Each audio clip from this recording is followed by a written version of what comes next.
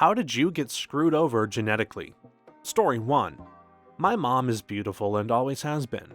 She was popular in high school and college. Life of the party, belle of the ball kind of thing. My dad, on the other hand, looks like Mr. Miyagi with a touch of King Kong, lol. I look like my dad. My younger sister looks like my mom. High school was tough. I used to rent a house to these twin brothers who were basically from the movie Twins. One was tall, athletic, funny, outgoing, and always had a girl on his arm, and the other was short, fat, balding, despite being 22 at the time, and had a miserable personality. I ran into the popular one a few years later on a train platform in Brooklyn at like 2 a.m. He told me he was working on Wall Street now and introduced me to his fiancée, who was an actual model. I asked about his brother, and he said he's basically a hermit now and he lives in Maine and doesn't really leave the house. That must have been rough growing up for the ugly one. As a parent of twins, what I want above all else is for both of them to be equally happy and successful. If one were down and out like the above story, I'd have depression just the same and never focus enough to be proud of the other, just the way it's wired for me. I work with disabled kids and once had a boy with cerebral palsy and a few other issues, who had a twin with no disability. Wishing his parents had been like you, he was forever being compared to the twin as what he should be. It was freaking terrible. My dad used to tell me he wished I was more like my autistic brother because my brother's disability was easy to manage, but my personality and behavioral issues were a nightmare. My mother used to say she wished my brother was more like me because my disability was straightforward. I was born with a congenital hip deformity that impacted my ability to walk until I started a new treatment in my 20s. My mom was on my side in supporting my physical disability because I inherited it from her. And dad was on my brother's side, since dad is also autistic. So I kind of feel glass child around dad, but my brother feels glass child around mom. Long story short, I was diagnosed with autism in my 30s. So unbeknownst to dad, I was just like my brother, except he got a diagnosis, therapy, and support. I was labeled with behavioral issues and punished. When he turned 25, my brother started getting chronic pain in his hips and turned out he also had the same congenital hip deformity as I do, but to a lesser degree. He is now getting treatment, though he wishes he'd learned about it before his hips got too bad to play footy because there were things he could have done. So we both got screwed over genetically. We have the exact same physical and neurodevelopmental genetic conditions. I got hit hard with the physical symptoms, he got hit hard with the neurodevelopmental symptoms, and neither of us got a complete diagnosis or the full support and treatment we needed as kids because growing up together, we accidentally made the other kid look healthy by comparison. Now for the kicker, my dad is autistic. We knew this, and my mom passed down the physical disability. This is part of the reason my family sort of divided itself into two teams. But last June, my 60-year-old mother, after I told her about my autism diagnosis, revealed to me that she was diagnosed with bipolar in her 20s and had been on and off lithium most of her adult life. I had no idea. But the way I was describing my autism and the way she was describing her bipolar prompted my mom to ask her therapist, "Are you sure I have bipolar? The meds have never really given the management I need." And sure enough, my mom is also autistic. Which in hindsight, duh. My dad's elbow has been doing weird things for the last 5 years and we keep nagging him to go get tested because it sounds like a mild version of the physical issue my brother, mother, and I all have. And that would just be icing on the cake to learn that my dad also has the physical condition, especially as it's autosomal dominant, so you only need one bad copy of the gene. It would be interesting to know if my brother and I got 2 bad copies from each parent, or if we each just have one bad copy, and if so, from which parent did we each inherit our bad copy? I worked with the nicest, sweetest lady you could ever meet. I'm ashamed to say this though, she was ugly. Short, skinny, mousy hair, not even a plain face, an ugly face. One day, her 4 kids came into the store to see her. 2 boys and 2 girls, all between 18 and 24. College students, I guessed. I was a teenager at the time. My God, these 4 people were absolutely gorgeous. The girls looked like they stepped out of a fashion magazine, tall, blonde, shapely, with perfect smiles. I immediately had a crush on both of them. The guys were also tall, strapping fellows, blonde-haired, athletic types with chiseled features. All 4 looked like they just stepped off the ship from Valinor. Lord of the Rings nerds will know what I'm talking about. On top of that, they were super friendly, seemed genuinely nice, and made you feel like you'd known them for years even though you just met them. How in the world did this woman have 4 kids that somehow maxed out their charisma rolls while she looked like an undurfed dwarf? It's been 40 years and I still remember them. I got every recessive gene from both sides. Curly red hair, trending towards frizzy in the humidity, freckles all over, face, arms, legs, blue eyes, skinny, and a total nerd. I looked like a freak when I was in elementary school. Kids are not kind to red-headed freckled kids, not in the least. Plus I have a name that is gender neutral, so there was a lot of teasing about that. Not the least bit attractive. I had a total of 2 boyfriends in high school. Guess they liked the curly red hair. Meanwhile, both my sisters look like our mother. Brown hair, brown eyes, tan easily, and just pretty women. My brother took after our father, blonde hair, green eyes instead of blue though, and handsome as hell. Every time we moved to a new naval base, friends of my parents would tell me how much I resembled my father, except for the hair color. It was kind of depressing as a young teen. It wasn't until my late teens and early 20s that I thought I was attractive. In my early 40s, I found out I have another recessive gene for rheumatoid arthritis. I just can't get a break. Story 2. Nothing is actually important, just bald. Average to below attractiveness, and going real bald real quick is making it worse, with social anxiety to boot. Got a big old dick but don't get to utilize it often because of the former. Feels like an unpopular opinion, but I don't see why this isn't considered important. Sure, compared to a genetic heart condition, but involuntarily losing a part of yourself should garner more sympathy. Instead, going bald is often just used against a person as a joke or insult. Never understood that. So my husband's grandfather, Dado, is still alive, and my husband is turning 50 in a month. His hair has been massively thinning since he was 30. However, his hairline never really receded. I bring up his grandfather because he is as bald as an egg, but both husband and Dado have the most excellent goatees. I am curious if most balding men can grow better facial hair than non-balding men. To me personally, it seems like a great trade-off. Nobody expects a 99-year-old man to have a head full of hair, lol. I hope you get to grow a beautiful beard, and don't feel ashamed of your hair loss. Any woman worth her weight in gold looks right past that. You are and will always be more than your hair. Story 3. Super sensitive stomach to emotions and stress. Some types of IBS. Same. I once had a girl I broke up with tell me she knew it because of how much noise my stomach was making leading up to that conversation. I have it with a cold. If a sudden cold wind hits me right, my bowels contract and decide it's time to unleash hell on a toilet. It's only if I eat something sensitive. The thing is, I don't know what a sensitive thing is until later. Some I know of, bacon for example. But sometimes I would have some fatty fried chicken, I'd feel my tummy and I'd be like, okay, and bowels, but I can deal with it. Suddenly a bad motion happens or a cold wind hits me and the toilet is calling me. This is gonna sound stupid, but you might have cyclical vomiting syndrome. I failed the genetic lottery, and every time something exciting happened, good or bad, I got horrible stomach problems. 10 years down the road, find out it's CVS, and all you take is an antihistamine for it. I failed the genetic lottery and got gastroparesis and aneurysms for it. I feel like we are just starting to understand how all that neurologically works and still don't quite understand why some people are prone to chronic mess-ups. In my case, it's not about the vomiting or excitement. My stomach just literally won't empty in a timely way when I'm hungry. It got so bad that they have a feeding tube to the intestine bypassing the issue now. Though I do eat decently by mouth, still with meds.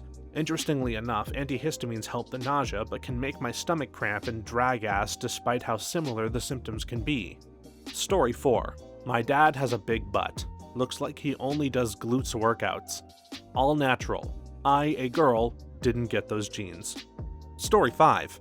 Stress-induced dermatitis, eczema, plus missing out on my dad's blue eyes because of my mom. Still playing Alzheimer's roulette will be a surprise one. I just wanted to say there are a lot of studies that show you can benefit a lot from addressing Alzheimer's early in life medically, so don't be afraid to talk to your doctor about it. The longer you wait, the worse it can get, and symptoms can manifest a lot earlier than we realize, which is a good thing because we can do something about it to slow it. The blue eyes genetics thing, both parents needing blue eyes, is a myth. It greatly increases your chances, but all eye color is based on a melanin level, and you can have genetic reasons, usually mutation for things like 2 brown-eyed people having a blue-eyed baby. My dad has blue eyes, my mom has brown eyes, I have hazel eyes. My two half-sisters have hazel and blue. Their dad has blue eyes. Blue is recessive. Mom can have brown eyes but the blue gene because the brown is dominant and manifests, and then marries blue-eyed dad and they have a 50% chance at a blue baby. Same thing if they both carry the blue recessive trait but have brown eyes, 25% chance. But yeah, like you said, this is just the base genetics. Then you got all the environmental crap like mutations. However, a kid in Korea won't just magically manifest blue eyes out of a mutation from two ethnically Korean brown-eyed parents. My mom comes from a line of tan, dark-eyed people, so no chance of a blue recessive gene there. Story 6. Teeth. My mom had absolutely perfect chompers and never even had a cavity in her life. When we'd eat popcorn, she would munch on the unpopped kernels, like her teeth were made of steel. My dad had full dentures by the time I was born. My teeth suck. I landed somewhere in the middle in that I still have most of my teeth, but lots of crowns, a few root canals, plenty of fillings, and one implant so far. Same. I grew up relatively poor too, so instead of getting composite fillings that last forever, I got a mouthful of silver fillings that break down over time. Waited for an appointment to get 5 crowns and 4 fillings after already having a root canal last month to prep for the rest. I inherited my dad's bad teeth. He had dentures when he was in his 30s. I went through many years of dental hygienists telling me I was flossing or brushing wrong, which was BS. I got a top set of dentures in my 50s, and it was one of the best things that ever happened to me. After years of gum infections and extractions, my bottom set is fine now. I was born with half the adult teeth missing. 30-odd years later, I still have fragments of a couple of baby teeth embedded in my gums as nothing was pushing them through. For an added kick in the jaw, my stomach is missing its top valve, which means the acid reflux is chronic and constant, no matter how much I brush and floss. My body is actively working to destroy my teeth as fast as possible. I'm basically waiting for the dentures moment, and then I'll have a decent smile again. My sister has ectodermal dysplasia, and she had full dentures by age 15. I absolutely hate it for her.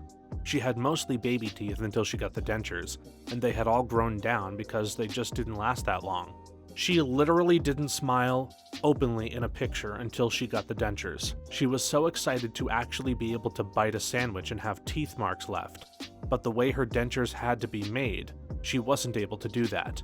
It broke my heart. I had several years of orthodontia. My wisdom teeth grew impacted, requiring surgery, and I had an infection during recovery. I retained a baby canine tooth that I had to get extracted for overcrowding and cosmetic purposes. I got a double cavity during a depressive period that only lasted a few weeks, and my hygiene temporarily tanked. My teeth never lost those baby tooth ridge things, and I ended up getting cosmetic work done to make them appear smoother. My mom had headgear and some other dental problems, which is where I assume I got my teeth issues from. My dad has naturally straight teeth, didn't need his wisdom teeth to be extracted, and didn't go to the dentist for 20 years and just needed a deep cleaning but no fillings or extractions. He's a coffee and wine drinker, but his teeth don't really discolor. I have to use white strips on my teeth to keep them a color I like. I get compliments a lot, and while I say thanks, I think to myself that I have a very expensive smile. I like how they look now and how my mom's teeth look, but I wish I had inherited my dad's teeth so I wouldn't have had to go through so much pain. Story 7. OCD. My dad's mom was a hoarder, and so was my mom's mom. I thought that's all there was to it until I got diagnosed, and then my mom was like, "Oh yeah, mom had that." She used to start checking the stove at 11 a.m. and checked it repeatedly by 11 p.m. By the way, hoarding is a manifestation of OCD. Didn't Mama do that too? I just thought they both had residual habits from the Depression era. Mom just came in like Paul Harvey with the rest of the story. OCD is wild. I was diagnosed, and once I started noticing behavioral patterns in some of my extended and immediate family that fit the bill too. Of course, none of them were diagnosed, different generations, and would be appalled if I even brought it up, but the apple doesn't fall far from the tree with this stuff, that's for sure. One of my exes had OCD. Despite the popular perception of it, it's not freaking funny or quirky. It's one of the most horrifying disabilities I've ever come across and can devastate a sufferer. I remember sitting up with that poor girl over Skype. This was in the days before days, long into the early hours of the morning, just trying to comfort her and be there for her through an episode. I still can't hear people describe themselves as so OCD LOL without freaking judging them, because OCD is not a goddamn joke.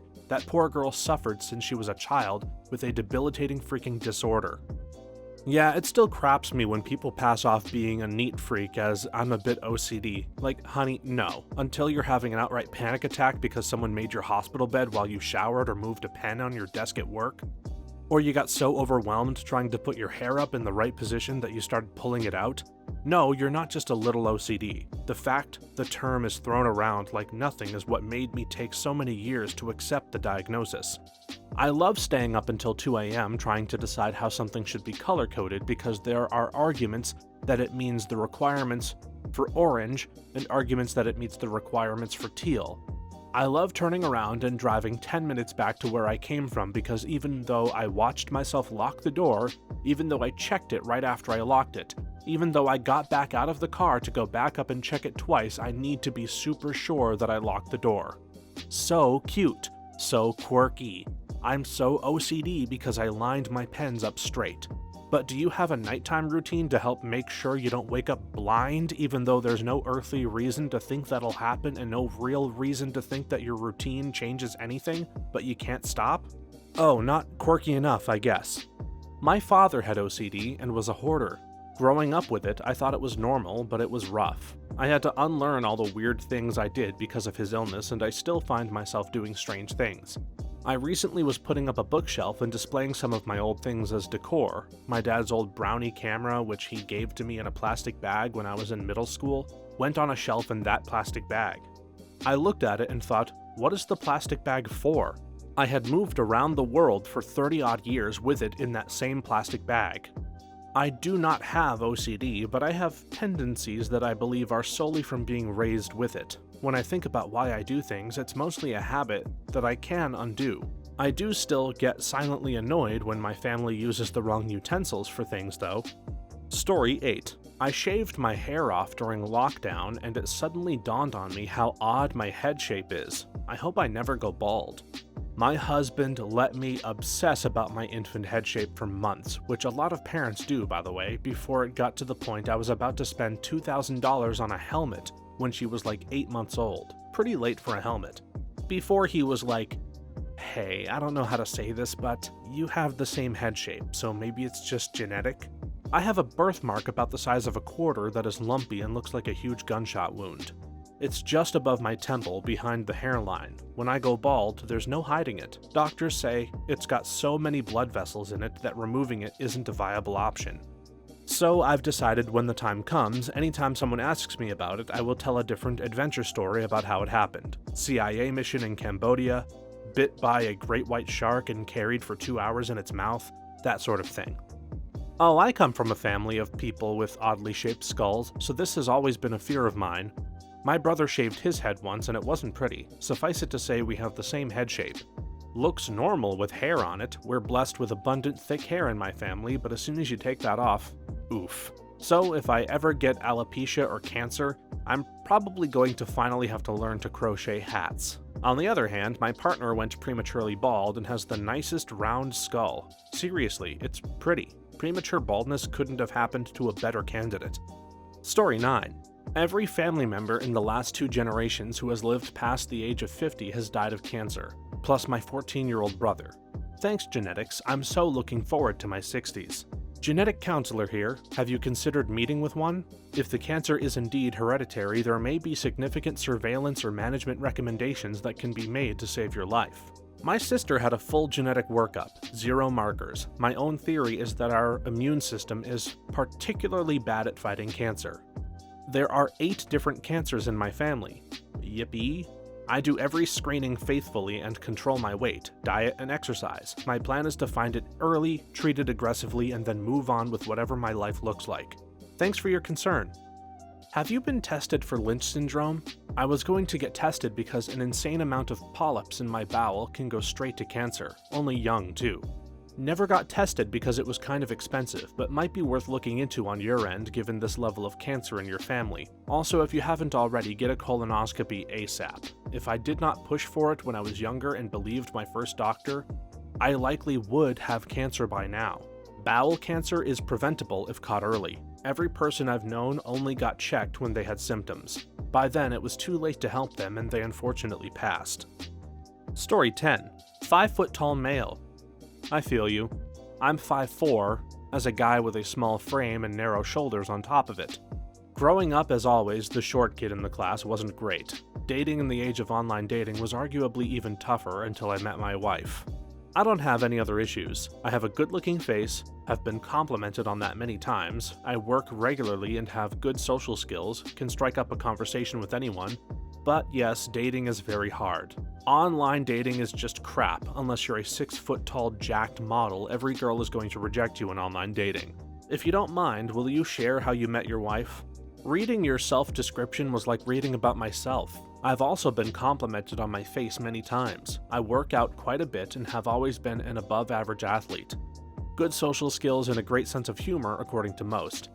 I am successful professionally, etc., but it's crazy how, as a guy, the single attribute of your height can apparently negate all of that for 95% of women in dating.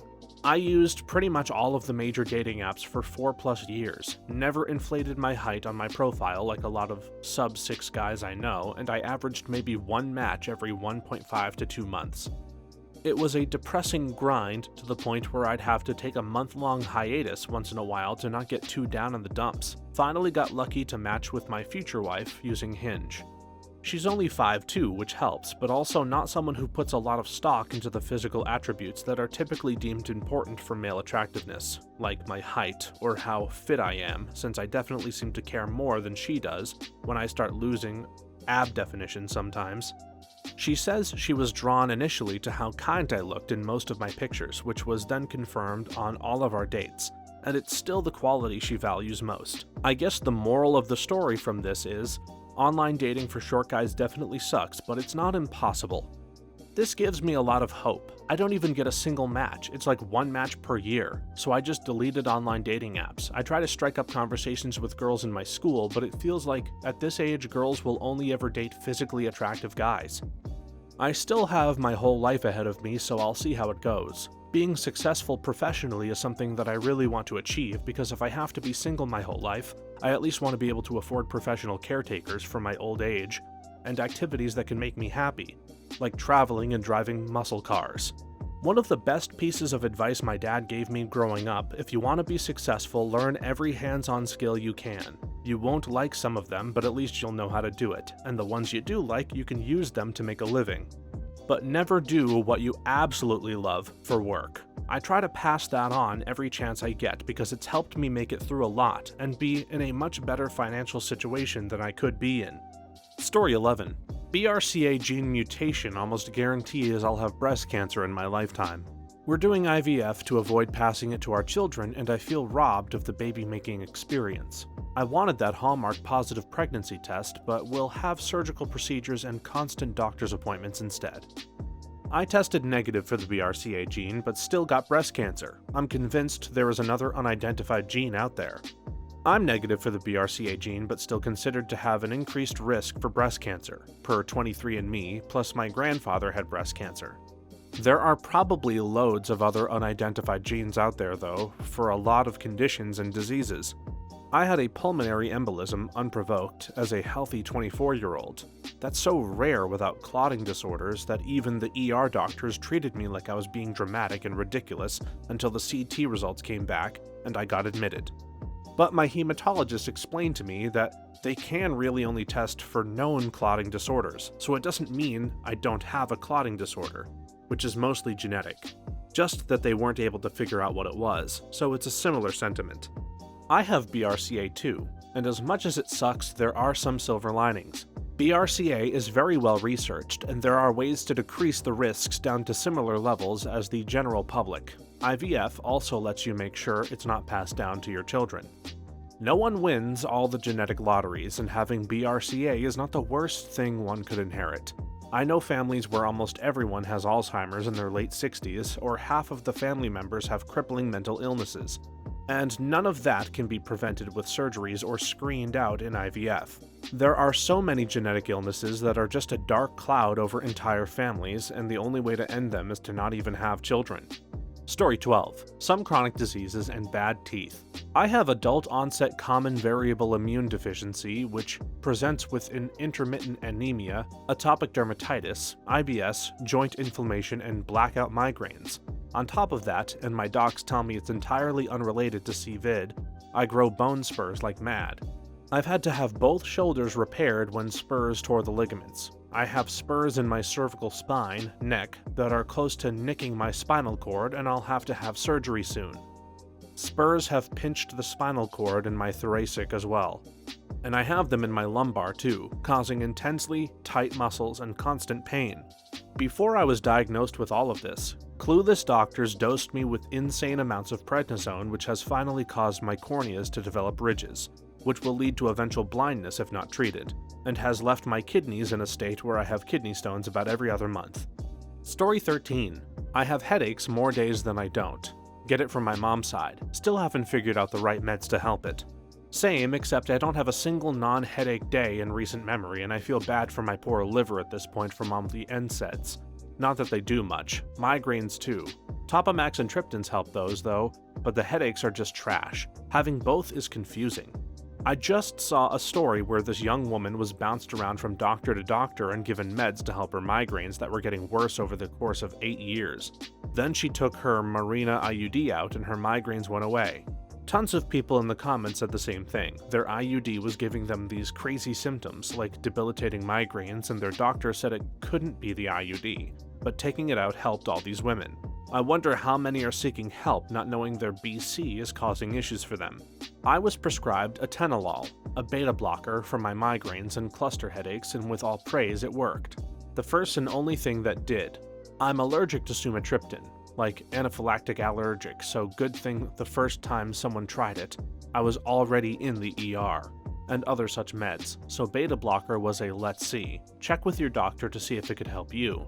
I don't think it's super expensive, and you take it daily to stop things from getting started, so to speak. Good luck. Do you ever notice your sinuses acting up when you have a migraine? I have them too, but they're sinus related. I use a face steamer, take Minitab or an allergy pill, lava hot shower, and have your face under the stream. Doctors won't listen when I tell them it's sinus related, so they push $100+ per pill migraine meds at me, but they don't work. The hot shower helps, but really only if you melt your face off. Story 14. I have a rare eye disease called retinitis pigmentosa that nobody else in my family has. I made my parents take me to the doctor when I realized I couldn't see at night the way my friends could, around 13 years old. Turns out the rods in my eyes are slowly dying and I'm losing all my vision. Have less than 20% now at age 35. We found out my dad's cousin has it too, but didn't even know because he didn't have the resources to see a doctor. Just threw his hands in the air and went blind. So yeah, I'd call that losing the genetic lottery in a way. I took a class from Professor Chuck Wall who had RP and was blind his entire adult life. Maybe you've heard of him or maybe you haven't, but he got some amount of fame from going on the Oprah Winfrey program for his random acts of kindness movement. He passed away recently at 80, but while he was alive he made an extraordinary impact on a lot of people, including me. That dude had an awesome life. Story 15. My eyesight is poor. Me too. I can't even see the big letter E on the top of the eye chart without my glasses anymore, and to top that off, starting about 4 years ago, I can't see up close without assistance either. If I misplace my glasses while showering or they fall off the nightstand while sleeping, I have to enlist my wife's help to find them or go grab a spare because I'm blind as hell without them and wouldn't be able to find them on the floor 8 feet away directly in front of me. Really thankful I was raised in a time when we have ways to correct vision, because if I was born a few hundred years ago, I'd be really screwed. Story 16. I get way more earwax buildup than the regular person, so much so that it doesn't naturally clear itself out, leading me to waking up almost completely deaf every couple of weeks. The only way to fix it is to put mineral oil and hydrogen peroxide in my ears and lie on my side to let the oil soak into the wax to soften it up. The peroxide gets behind the wax and bubbles up to create enough of an opening between the wax and my ear canal that I can shoot water into it and clear the wax out. I usually wind up having a clump of wax come out of each ear that's about the size of a pencil eraser. Sometimes they'll get so clogged that it takes a couple of days of doing this over and over until I can clear the wax out. Story 17. I feel like I wasn't genetically blessed when it comes to hunger and satiety. My body seems wired to feel hungrier and less easily satisfied, probably due to how my hormones, like ghrelin and leptin, work. It's almost like my appetite runs on overdrive compared to others, which can make managing cravings or portion sizes more challenging. Also, unfortunately, not a lot of people understand that diet and exercise play a big role in your overall fitness, but you can't work out or outwill your hormones. I don't know if you're familiar with the movie Unbreakable, where someone with terrible genetics posits there must be someone on the opposite end of the spectrum who is essentially a real-life superhero. Anyway, my point is that I'm on the opposite end of the spectrum from you, and for that I empathize with you.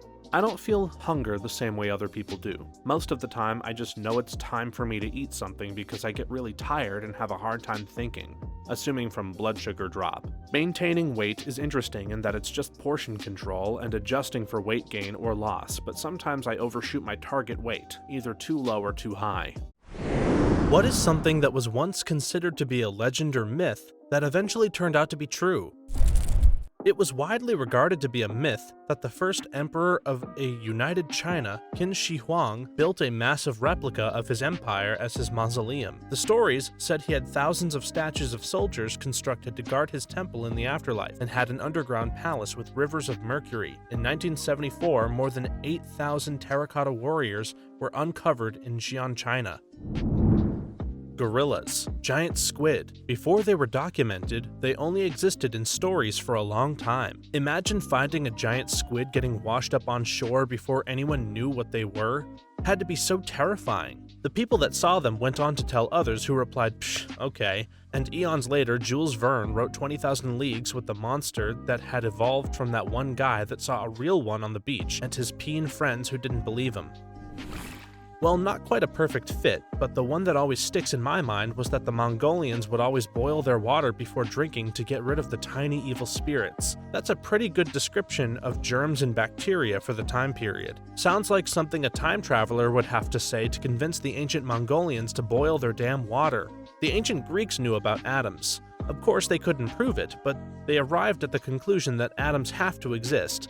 They thought about something decaying. Eventually something will rot until there's nothing visible left. If everything that decays truly disappeared entirely, then the world would have less matter in it as time went on. Eventually all the matter would disappear, so they figured that there must be some tiny bits of matter that never go away and just get recycled. You'd be amazed at what people can figure out without modern technology. The black swan. It used to be used as a phrase to mean something that was impossible to exist, or an affront to nature. Then they sailed into the Swan River in Western Australia, and lo and behold, there they were. There's an old saying of, "when a mule foals," which was a Roman equivalent of "when pigs fly." Mules can foal, it's just super rare. I believe there exists an oral history of a tremendous wave striking the Pacific Northwest among various coastal tribes. It was broadly viewed as being nonsense before they uncovered evidence of a colossal thrust earthquake and tsunami from around 1700. Giant redwood trees were thought to be a hoax by a great many people back in the day. Gorillas were believed to be mythical, kind of like Bigfoot. I seem to recall that there was a while that the Greeks considered them to be an advanced civilization that spoke and had buildings. For a few hundred years, the Micronesians, a Stone Age culture, had the fastest sailboats in the world. The first few reports of how fast the boats went were derided as fantasy. It wasn't until George Anson made actual measurements and drawings in the 1740s it was taken seriously. The city of Troy. Kangaroos were once classified as cryptids, along with Bigfoot, Loch Ness Monster, etc. Before it was established that they kept their babies in their pouches, it was told that they were creatures with two heads. Makes me think what other cryptids were actually just being seen wrong. That one scene from the Newlywed Game where the question was, "Ladies, where's the weirdest place you've ever gotten the urge to make whoopee?" To which one of the contestants replied, "In the butt." The host, Bob Eubanks, even insisted for years that it never happened. But then a clip emerged. One of my favorites is Lake Nyos in the Republic of Cameroon. The local legend was that an evil spirit or monster lived in the lake and would come out at night to kill anyone who lived too close to the lake. One of the local groups, the Bathmen, settled in the high ground near the lake due to the legends. Different groups moved into the area in the mid-1900s and lived closer to the water's edge, disregarding the customs of the Bathmen. In 1986, nearly 1,500 people living near the lake were found dead. Those who lived in the higher ground were fine. It turns out the lake was very deep and would essentially become carbonated. A landslide could trigger a release of CO2 from the lake waters. On that night in 1986, an enormous release occurred, and since CO2 is heavier than air, anyone in the lower areas simply suffocated and didn't wake up. So while the myth about the evil spirits wasn't entirely true, there really was something in the lake to fear. I read the wiki article on the disaster. Apparently, the massive release of CO2 caused the normally blue waters of the lake to turn red. If that isn't a detail straight out of a horror movie. Rob Ford, Toronto mayor, smoking crack. When this rumor broke, most people just thought it was a dumb rumor. Given his character, it seems like the kind of thing somebody would invent or overzealously stretch evidence to attempt to make it real. Even people that didn't like him, many people, didn't give this any credit. Then the video surfaced and the admissions came, and it was surreal. Did he die? Not from crack, but yes, he did die. Some sort of cancer got him. The Club Penguin iceberg actually tipped. For a long time it wasn't possible though. They just decided to make it tip before they closed everything down. Actually, it happened twice. Once way in the beginning, which is where the legend came from, and a second time as a farewell to the game last year. Source: my older brother witnessed it and I was cool by association. I feel like dragons were born out of early human civilizations finding dinosaur bones, and in that respect, dragons did exist. Cyclops were made up after seeing a skull of an elephant. Looked up a pic of elephant skulls, and that actually makes a lot of sense now. The female orgasm. The Living Islands. A group of sailors land and explore a new island, one they have never seen before in an area they know well. It is covered with ancient waterlogged trees and the corpses of unknown eldritch creatures. Spanning 100 or so meters, the isle appeared to have risen overnight. During the night, they light a fire from driftwood. Moments later, the great beast upon whose back they now rested gives a great fiery roar and dives underneath the waves as they scurry back to their ship, which is nearly pulled down by the anchor. There are versions of this from the Mediterranean, the Western Indian Ocean, and the South China Sea. Despite the strange co-occurrence of the thousands of years old myth, everyone thought this was completely baseless until an island rose from the depths outside of Pakistan a few years ago, floating on the cushion of methane. Some hapless locals go aboard, light a few of the vents, and lo and behold, the island roared fire until it sank a few days later. Sure, it's not alive by today's standards, but that seems like a fair guess by the ancient sailors who probably spent the rest of their lives trying to tell people. The Tranquil Lake. The locals in a region of Africa repeatedly told European settlers that a particular lake was cursed. It had only been holy to some old tribe whose god got angry and slew them all. There was nothing strange about the lake itself, except that it didn't contain the usual fish. Settlement and forced resettlement began shortly. Better part of a century later, the curse struck and the village was completely wiped out. The local populace, most of their cattle, and nearly all smaller life died. The deaths of every insect, bird, and beast of the jungle within miles made for the eerie silence which had given the lake its name in ages past. Hundreds had died. The survivors, shaken to their very core, whispered of demons and the stank of brimstone. The dead appeared to have died without wounds or signs of disease. Later, the local priest spoke of how the lake had turned blood red and remained so for weeks. Beyond religion, no one knew what had happened, and after a time, the rest of the world concluded the tall tales of the deadly red lake must have been bullcrap. That changed with the Nyos disaster a century later. Basically, what happened with Lake Nyos was that something disturbed a large pocket of lethal gas, CO2 I think, that had collected at the bottom of the lake and caused it to rise out of the lake and go through the town, killing all those people. Panda bears. Nobody used to believe they existed because those who found them had to go so far to do so and weren't guaranteed a spotting. Pompeii was rediscovered by a Spanish engineer in 1748, some 1600 years after the volcano eruption destroyed it. Not quite a myth, but Jonathan Swift wrote in Gulliver's Travels, 1726, about Mars having two moons, about 150 years before they were discovered in 1877. He got their distances from Mars and orbital periods not ridiculously wrong either.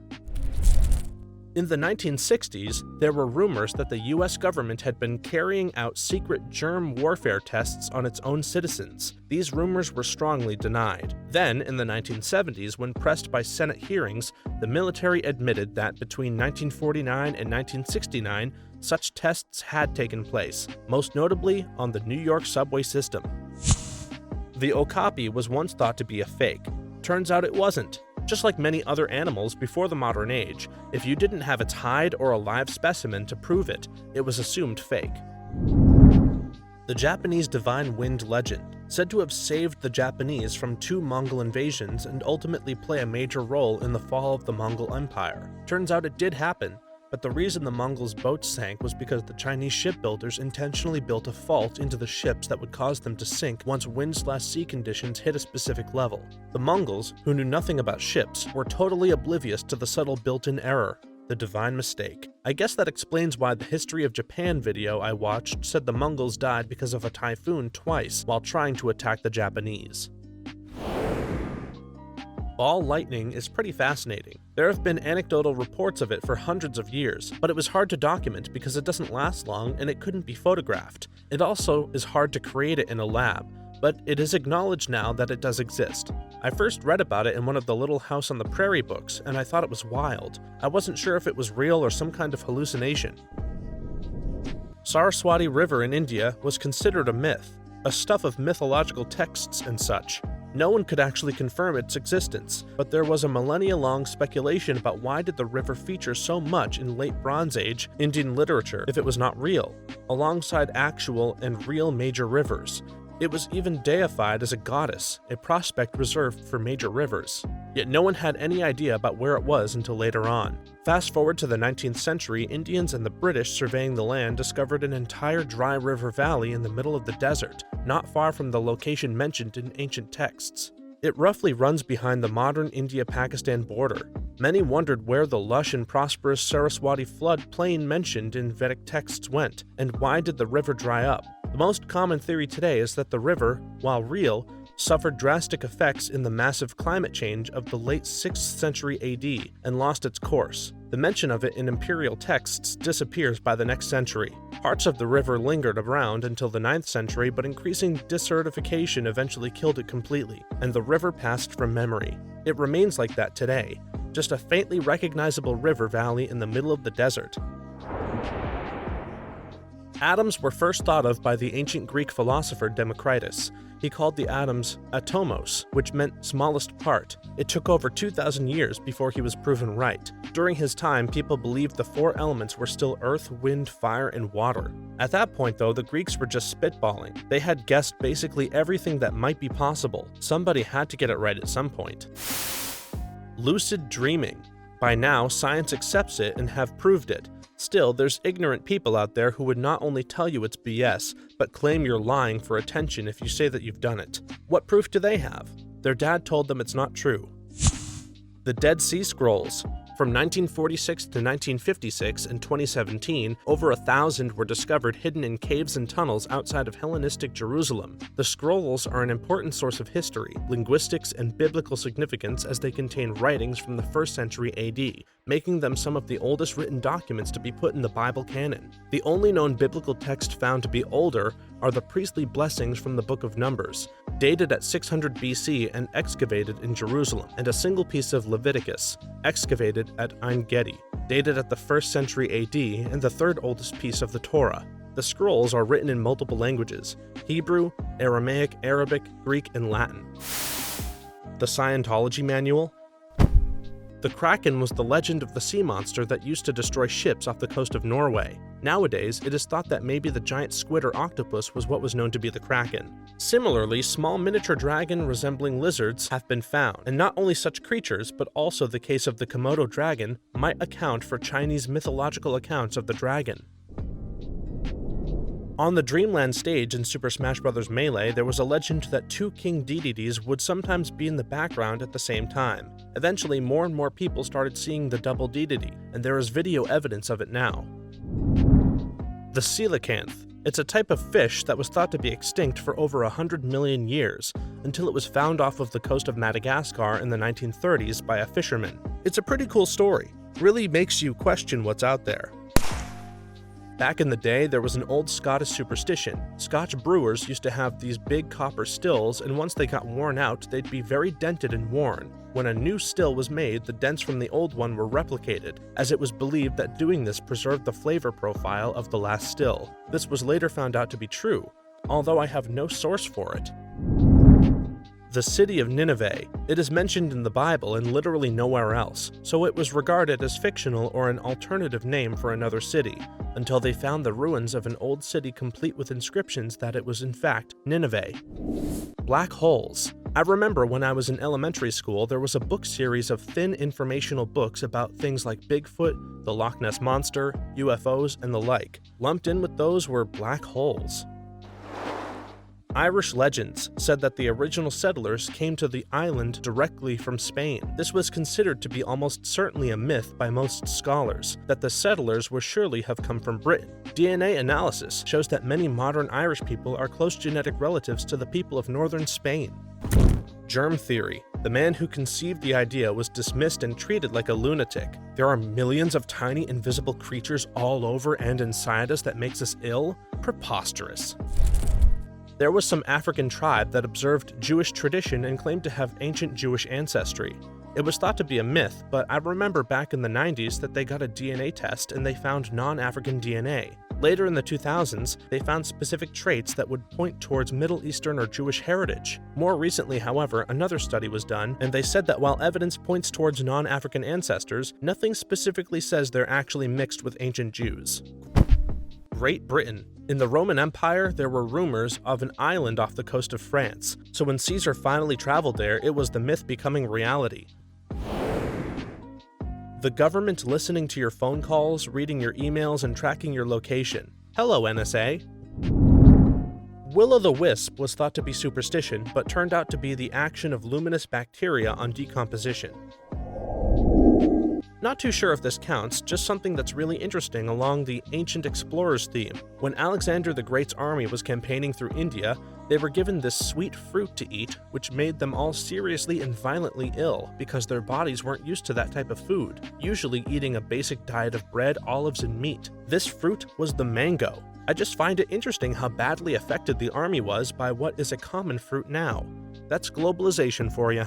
Mango skin contains a lower concentration of the same irritants found in poison ivy and poison oak. I wonder if Alexander's men were reacting to the peel and not the richness of the fruit. Rogue waves were once considered tall tales told by sailors and captains who were shamed if their ship was damaged or sunk by them. Now they are studied by scientists. Echelon, the conspiracy theory that the government was intercepting all communications and sifting through them for intelligence. The tinfoil hat crowd ended up being completely accurate on this one. The oarfish was thought to be legend before one washed up here in California. The city of Ur in the Bible, Book of Genesis. It was Abram's home city. No record of it in history or archaeology until discoveries in the 20th century. Dates to approximately 2600 BC. There is now a whole room in the British Museum dedicated to Ur. Most Nords of Skyrim assumed the dragons were only a legend, until now. Legends don't burn down villages. My cousin is out fighting dragons, and what do I get? Guard duty. Thomas Jefferson's affair with Sally Heming, wildly considered to be a salacious libel until DNA testing showed it wasn't. Bioforce Ape. For many years, people thought the game didn't exist and that all that was left of the game was the Nintendo Power preview. Years go by and somebody claims to have a prototype of the game and posts screenshots of the game with super weird images and text, and ends up destroying it. Turns out the thing was fake, but sometime later a Japanese auction of games included Bioforce Ape and was a legit prototype, with the game being even more outlandish than the fake. Monster Party's uncensored version was also thought to be a legend until it too was found on a Japanese auction as a prototype, as the Japanese version was cancelled. Dexter's Rude Removal was thought to have been fake for a long time since it was a word-of-mouth episode that was shown in closed doors at conventions, and the premise sounded fake to many people. It was confirmed real when Adult Swim released it on their YouTube page for a short while before removing it a while later. There's a myth in my local area about a man who was supposedly taking his dog out hunting when the dog disappeared. He finally found the dog. She had fallen into a hole.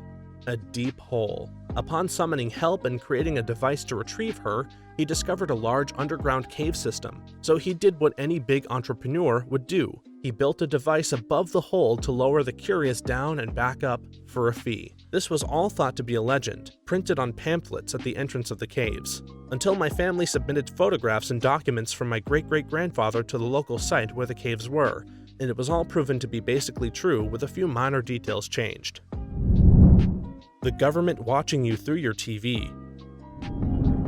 Probably MK Ultra. That was some messed up stuff that people didn't believe was true until it was proven, not that you'd want to have it be real. I did a presentation on this for school. The camel leopard was discovered to exist and was actually the giraffe. The carcadon was described as a unicorn the size of an ox, later found to be an Indian rhino. A creature of the ocean was said to have the head of a dog, 4 legs with claws, a fishtail, and a mane. This was later found to be a walrus. This, along with the other details in this thread, show that creatures that are far and wide believed to be completely fabricated could actually exist. Dragons being a combination of bones and living giant lizards, especially when lizards today can grow as large as 20+ feet. When almost every creature on Earth has some documented story on a large ape-like monster man, it becomes difficult to believe the legends on Bigfoot are completely fake. Perhaps they are not what people think it is, but it certainly has to be something. I got 3 that are all sort of on similar topics. 1. Atlantis. While there probably never will be a solid consensus here, some easy conclusions can be drawn from the evidences we do have. Most experts would point the finger at Santorini, which erupted in 1620 BCE, obliterating the settlement on the island, and apparently ending the so-called Minoan civilization with its associated calamities. Excavations did reveal that the civilization was way ahead of its time, as in this legend, with multi-story houses and plumbing. 2. The Great Flood. Fairly common knowledge nowadays, the Black Sea flooded in around 5600 BCE when a land feature that had been holding back the Mediterranean gave way. This inspired mentions in the Epic of Gilgamesh, which was later repurposed for the Bible, in exaggerated form. There have been a couple of good documentaries covering this, and showing features under the sea which clearly delineate the original coastline. 3. I saw a documentary once which discussed the verbal history of a small tribe had passed down for a long time, verbal history being the only kind we've got that predates written history, of course. It concerned a mighty local river that eventually disappeared utterly. Turns out, this was most likely one of the many rivers that flowed when the glaciers of the last ice age melted. The documentary showed a nearby dried-out X-river that dated to the correct time of ca 10 KYA, so it was a verbal history from about twice as far back in history as when writing was invented in Egypt. You're completely wrong, since Atlantis was written about by Plato and said to have disappeared thousands of years before, about 12,000 years ago. The Northwest Passage. It exists, just not where people thought it was. It's way farther north. When I was growing up, giant squids were still a myth. Now in my lifetime, they've not only found the damn thing, but an even bigger species too, called the colossal squid. Stay tuned in the next 50 years for the huge honkin' squid. That peptic ulcers can be caused by H. pylori. Barry Marshall won a Nobel Prize for proving it by using culture on himself to get infected. My parents have an old book about monsters of legend, specifically things like Bigfoot from the early 1900s. I read it once and there was a chapter about the fabled Komodo dragons. There were some other chapters in it that were proven real, but I can't remember any of the other ones. The prologue was a first-person account about an expedition that discovered the silverback gorilla, so there's that. Not a legend, really, but a medical myth. For years, people with fibromyalgia were dismissed and laughed at until someone was able to show nerve activity in sufferers that corresponded to the pain that they were reporting. Until then, people who had it were dismissed as having psychosomatic pain or worse, as drug addicts inventing reasons to get pain medications. It's important to know that when talking about myths and legends, that a lot of this stuff is not solved overnight. It's usually a longer process involving discovery, investigation, and proof. There are medical professionals who still believe that fibromyalgia is a myth or a ruse. There are other maladies, such as chronic fatigue syndrome or mental illnesses like depression, that are equally controversial in the medical world. On the one hand, it's really cool to think that there is still a lot we don't know about the human body. On the other hand, for those people who have illnesses that have not been properly defined yet, it sucks that there is still a lot that we don't know about the human body. In a sense, dinosaurs kind of were. It's speculated that dragons were actually based off of dinosaur bone findings, but of course the people at the time couldn't make a whole lot of sense of it. So in a sense, I guess you could say that dinosaurs are the real dragons. Star of Bethlehem. Supposedly there was actually a supernova at the time. I'm surprised no one has said anything about Area 51. Area 51 was never a myth. It's always been known as fact since its construction that it's a very secretive military installation. The urban legends about what exactly is stored there were based on its existence and its ultra-secrecy. So to recap, Troy, Okapi, Terracotta Army, Troy, Giant Squid, Troy, Okapi, Giant Squid, Troy, Platypus, Rogue Waves, Okapi, Troy, and some other actually cool crap that I can't remember because Giant Troy Squid's Okapi clit. You can't handle the truth! Massive amounts of oral tradition from native tribes in the Americas were shrugged off and called stories by white colonists, as how could anyone but them understand the greater workings of the world? Turns out though that most of those stories were actually true, embellished a little to make them more memorable. Example, when asked how the Moai statues ended up where they did on Easter Island, the locals told the explorers that they walked there. Only recently has it been discovered that there is much more under the heads than previously expected, and that to transport the heads they were likely rocked from side to side on the pivot points, letting them slowly move forward in a fashion that we would call walking them forward. Nice little documentary where they replicate this feat. Forget what it's called and I'm too lazy to Bing it, let alone Google it. Lesbians. For centuries, sex between women wasn't illegal because it wasn't thought to even exist. The men in charge, or at least the lawmakers, couldn't work out how it would even be possible, because in those days, if you didn't have a peen, you couldn't do anything, sexually or socially. And if two women lived together, they just called it good friendship. In fact, it was only a few years ago that historians admitted a woman in the 18th century, I can't remember her name now, was living with her partner openly. She would go out riding while wearing men's clothes, generally meaning trousers rather than ridiculously huge dresses, and ran the estate herself. The two of them lived as a couple and were sort of accepted, as much as they could be back then, by the village. Probably because she was rich and owned the local village, plus the surrounding counties. No one wants to badmouth the landlady who can have you thrown out of your home. But it was all considered a local story until they finally found a diary her partner had kept. And even then, while reading the passages about how they loved each other, they still said what close friends they are. It wasn't until they got to the pages where she talked about the two of them having sex that the historians finally admitted the truth. When Australia was first discovered, one of the first biologists to get there sent back to England the hide and verbal description of a platypus. They thought it was a hoax. There really are canals on Mars, and liquid water, and life, possibly. They ran 2 tests. One found markers and said yes, life on Mars exists. The other said, we're not sure, we found markers, but it could come from a non-organic source too. But thanks to them being good scientists, they say if we can't confirm it, we won't admit it. What is the most ignorant thing someone has said to you? I went through treatment for cancer. The number of people who think it is helpful to point out that Big Pharma has the cure for cancer but is hiding it is mind-boggling. Oh, and also to make sure I'm aware that the chemotherapy I'm having is super bad for you? No crap. And have I considered alternatives like eating organic and vitamin infusions? You know, natural things instead of those nasty chemicals? I'm a waiter. I had a woman ask me if we had gluten-free water. You can tell that the dinosaurs they use in films aren't real ones. Returning to school after my house had burned down during the summer, arguably the worst summer of my life. I was minding my own business in class and some guy blurted out, "Did you all burn your house down just for insurance money?" No, we didn't burn our entire lives in 4 walls for some measly cash. It upset me so bad knowing people could even think like that. Doesn't ignorant mean black? Happened years ago in high school. Some girl said it when she kept calling friends and me ignorant and someone asked her if she knew what it meant. One of those moments was when the classroom went quiet and everyone heard her ask. It was very awkwardly funny. My daughter is struggling in math because girls aren't good at math. This was said to me by the father of one of my students.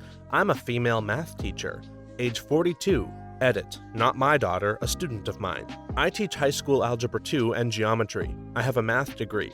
I actually work with teens and see how our brains don't know race or sex.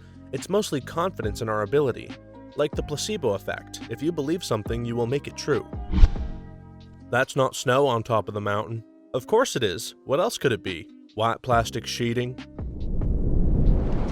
After my sister had passed away, someone I knew said, "At least she died doing what she loved. She died of a heroin overdose." One of my best friends told me he doesn't believe in science. Men with no kids shouldn't be allowed at swimming pools. A lady said that to me while I was working at a swimming pool. When I was in high school Spanish class, I was talking to the person beside me about how my mother is from Mexico. Upon hearing this, the girl in front of us turned around in her seat and remarked, "Wow, your mother is from Mexico? Do you think she can come over to my house sometime and clean it? My family has been looking for a new maid." From what I understand, she came from a very privileged life, so I can only assume her parents taught her to think that way. This has happened on several occasions. I begin talking to someone, and as soon as they find out I have Asperger's, they start treating me like I'm a child. I'm 17. It kills me on the inside whenever someone belittles me like that. If you're on the higher functioning end of the spectrum, don't tell anyone. That kind of treatment can seriously warp the way that you view yourself. It's a terrible thing. Astronomer here might have shared this before, but I have a relative who believes in conspiracy theories from how we didn't go to the moon to the Holocaust is fake. He's also an engineer who's been successful at his job, so not an uneducated person. Anyway, he was asking me a ton of questions once about various conspiracies. Relativity isn't true, for example. And then, when discussing aliens, he said, "But surely you can at least tell me we regularly talk to aliens via radio." When I said no and explained my research and how this doesn't happen, I specialize in radio astronomy, he then just said in a sad voice, "Oh, so they've gotten to you too." Because my grad student stipend is totally enough to buy my silence over eternal fame and fortune for discovering an alien signal. I mean, I've had a lot of stupid stuff said to me about astro topics, from astrology to fairies to stuff in between. Most of these cases, though, strike me as uneducated people ignorant because they never had a chance to know how rational thinking works. I feel like this was truly ignorant, though, because I know how well educated this guy is, yet still prefers ignorance. Once, a guy told me that slavery wasn't the worst part of US history, but rather the invention of electricity. You can't be French if you're black. Surely you're from Africa. Where are your parents from? France? Grandparents? I don't know much about them, but I assume France. Speak French. Petit quand tu vis sur une pierre. Okay, Africa. You realize there are black people everywhere other than America and Africa, right? LOL, get out of here. There are black people everywhere. Portugal, Spain, Netherlands, Canada, Mexico, Brazil, Germany, Switzerland, Morocco, and the list goes on. The only countries I don't know any black people are from are China, Japan, Korea, and a lot of other Asian countries, and I'm still sure as hell they exist. I see this comment is getting traction, so I want to add one thing. I never had this problem when I went to a dominantly white private school with very few minorities. I always said I was French and never had anyone disapprove or tell me otherwise. As soon as I went to a public high school filled with minorities and very few whites, this is when it started. I have a couple of theories as to why, mostly that these students come from economically poorer backgrounds and therefore don't travel much. It's not rare to see someone who's never left the US compared to my old school where traveling to the beach house in the Hamptons during the weekend was routine. Anyone have other theories? Many years ago, I waited tables in a restaurant that was inside a posh department store. Once a week or so, a woman would wheel in her wheelchair-bound sister who appeared to have cerebral palsy or some similar illness. They both seemed to be very nice people, always tipped well, and frankly, it seemed that they both needed this time together to get out of the house. One of the waitresses I worked with complained, to no one in particular, they shouldn't let people like that, referring to wheelchair-bound women, into public places. No one wants to look at that. What an ass. It's not as if the waitress was anything great to look at either. That's what made this comment particularly ignorant. My brother was missing for about 4 months and was found dead. So a funeral was held and my cousin came up to me and said, "I don't understand why everybody's crying so much. They should have made peace with it because he was gone for so long already." I was just shocked by it and didn't respond to him. All Latin Americans are Mexicans, and apparently we all speak Mexican, a language that came from Spanish. A woman I used to work with would constantly bitch about her period and describe all the things that she was going through. This got tiresome after a while because, as a woman, it's nothing new to me. In one attempt to shut her down, I made the mistake of telling her that I have PCOS, which is a hormone disorder that causes irregular cycles, infertility, weight gain, hair loss, hirsutism, and a crap ton of other lousy stuff. Because of the syndrome, I can't relate to women who go through a week of hell every month. I just have no experience with what she was describing. She told me, "Oh, you're so lucky. I wish I had what you have." She continued to berate me about how lucky I am to have cysts in my ovaries every month for the next year until she quit.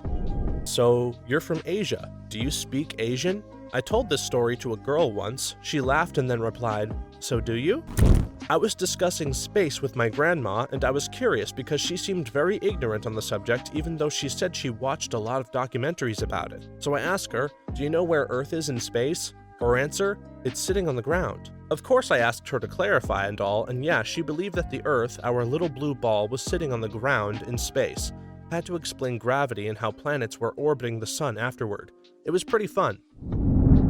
You grew up in foster care? Oh, was it because you were a bad kid? How rude to ask that. You don't go into foster care for being a bad kid, it's because your parents beat the crap out of you every day.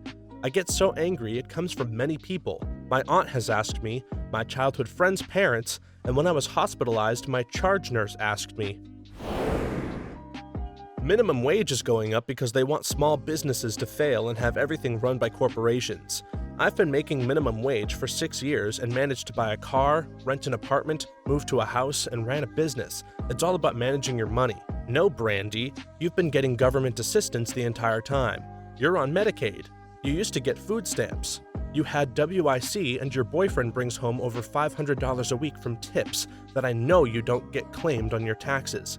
So no, it's not all about managing money correctly. Also, the only reason you have a house is because your aunt is selling it to you.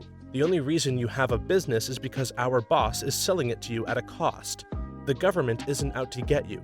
Maybe if you raised your prices a little instead of complaining about how little you make on everything, you would turn a profit and it wouldn't be so hard to pay people a living wage and your employee turnaround wouldn't be so high. But don't listen to me. I didn't go to college or take an economic class or even write a semester-long research paper on the minimum wage/living wage issue. My dog got diabetes early in life and developed cataracts, which quickly turned into glaucoma. His eyes were so swollen that they caused excruciating migraines. We were going to put him down, but his vet made a really good case for his odds if we did a bilateral enucleation, eye removal, so we decided to follow through with it. I called my mom from school to find out how he'd fared during the surgery. My friend at the time asked me what I was calling my mom for, and I explained the situation, and she got this look on her face and asked, in all seriousness, "Ew, why don't you just get rid of it?" I don't have that friend anymore. I still do have the most special dog I've ever met, who got an extra 8 years on this planet with us and a vastly improved quality of life. I'm originally from the West Coast. A few years back, I spent some time in a hick county in the Midwest, and someone once told me, "You're pretty cool for a black guy." I'm Filipino. When I asked a climate change denying Facebook acquaintance why he doesn't believe the majority of climate scientists who say climate change is real, he responded, "Why should I believe in climate change just because it's popular among scientists? Since when did science become a popularity contest?" Then I tried to explain the concepts of scientific consensus and peer review and how literally every scientific discipline relies on them. But of course, he didn't want to hear it. As they say, you can't reason someone out of a position they didn't reason themselves into in the first place. Edit. I left out some important context. My bad. He is perfectly fine with the scientific consensus on other issues like vaccines and GMOs. He says he believes the scientists who say vaccines and GMOs are safe because those scientists aren't bought and paid for the way climate scientists are. My friend once told me, "I want to start my own business so I don't have to work as much." When I was in 7th grade, my uncle had been diagnosed with a terminal brain tumor and was homebound. His mother had broken her hip and was also homebound. Our youth group at church was doing a work day one Saturday to help members of the church who were homebound and couldn't do things on their own. This one girl has the nerve to ask me, "Why is your family so special that we're doing 2 projects for them? It's not like they have cancer or anything." You work in retail? You must be unintelligent. Source: currently work in retail while studying computer science full-time. Often treated like I need to wear 3 helmets at work. That the reason they weren't fond of Asians was because of their physical traits being so dominant. Humans would eventually lose their variety and just look the same. Man, it was a fun year with them. I was arguing with a girl who didn't believe in evolution. She said humans didn't evolve because there are still monkeys around and that mutations only occur when nuclear bombs go off. She wanted to be a veterinarian, so good luck passing those biology courses. This is 100% real, and I quote, "Racism didn't exist until Obama became president."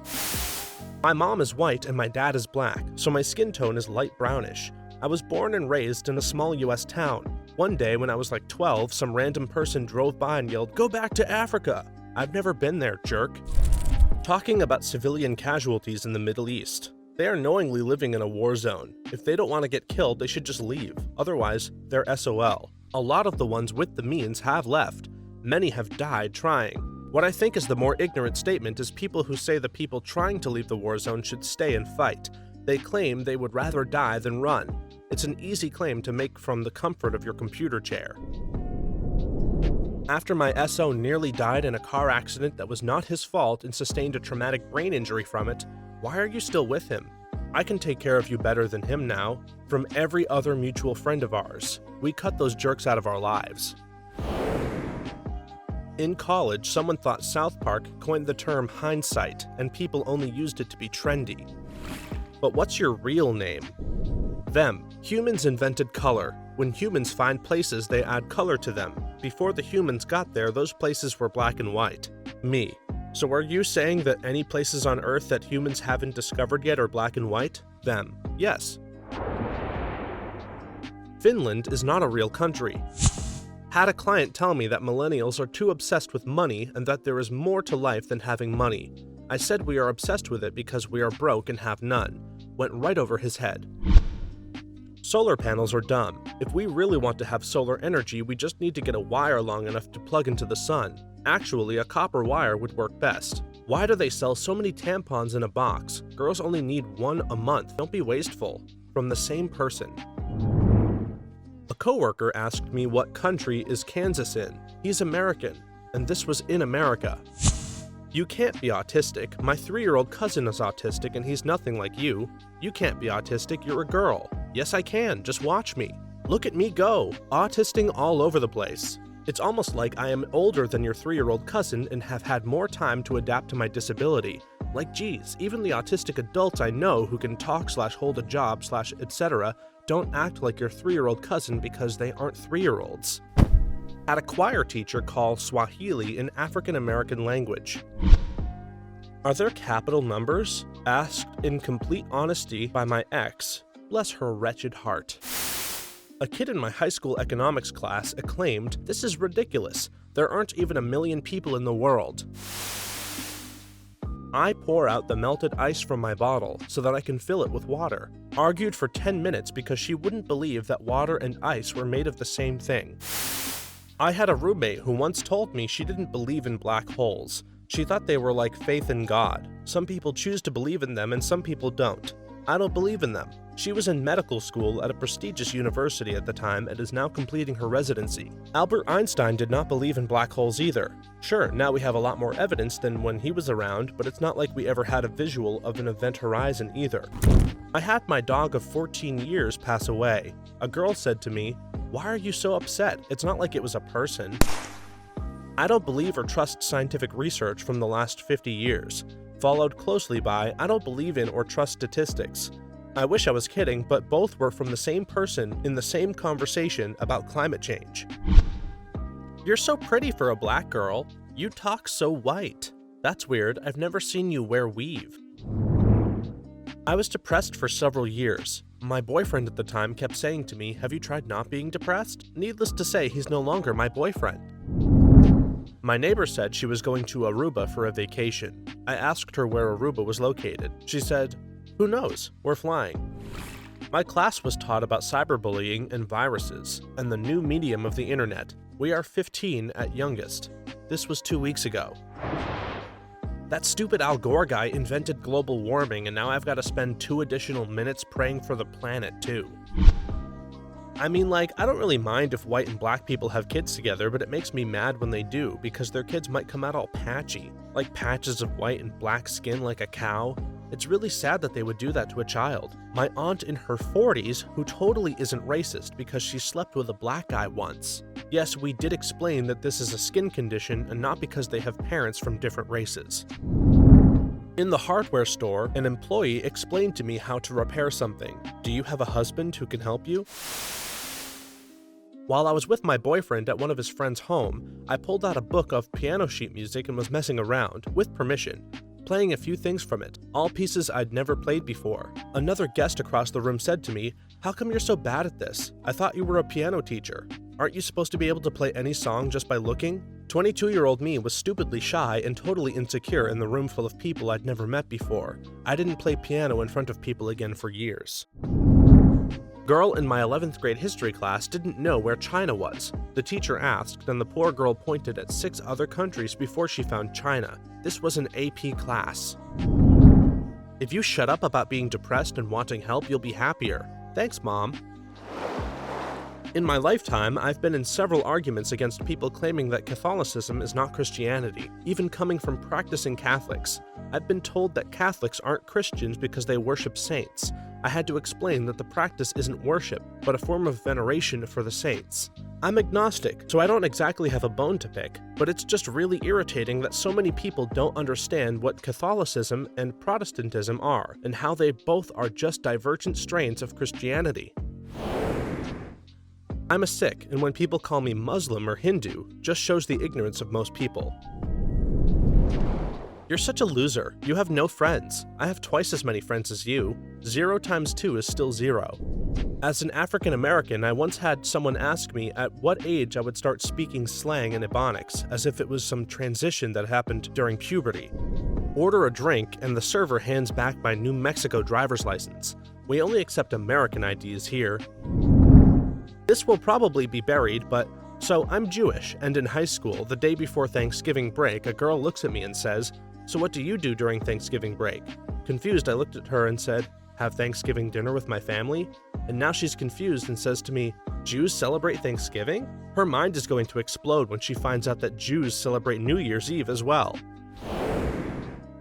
You don't look like a native Indian. You just don't want to pay taxes and go to school for free. My student loans, property, and income tax beg to differ. Your job is a lot easier compared to mine. I'm never one to be fond of assumptions, especially when someone makes an assumption about my life and how I live it. I don't like judging people and their lives because I don't live with them, and I don't know what they go through or how they really feel. The above example is just one out of a crap ton of other ignorant sentences someone has ever said to me. It's like making fun of a disabled kid who has difficulty learning how to count. You may think it's easy for you, but it's not quite for them. That sort of thing. Them. I don't know why people say there's a difference between cross-dressing and being transgender. I don't think there's any difference at all. Me. I didn't realize people went transgender just for the night of their stag party. Some guy once said to me he doesn't understand why a guy would choose to be gay. I facepalmed. Black people have made no contribution to music besides hip-hop. Believe me, that kid got schooled that day. I've had depression for most of my life. A friend once told me to just think happy thoughts. Here's another one. Lady. Wow, your English is so good. Where are you from? Me. California. Lady. No, like where are your parents from? Me. Oh, they're from Southern California. Lady. No, like your people. Me. ...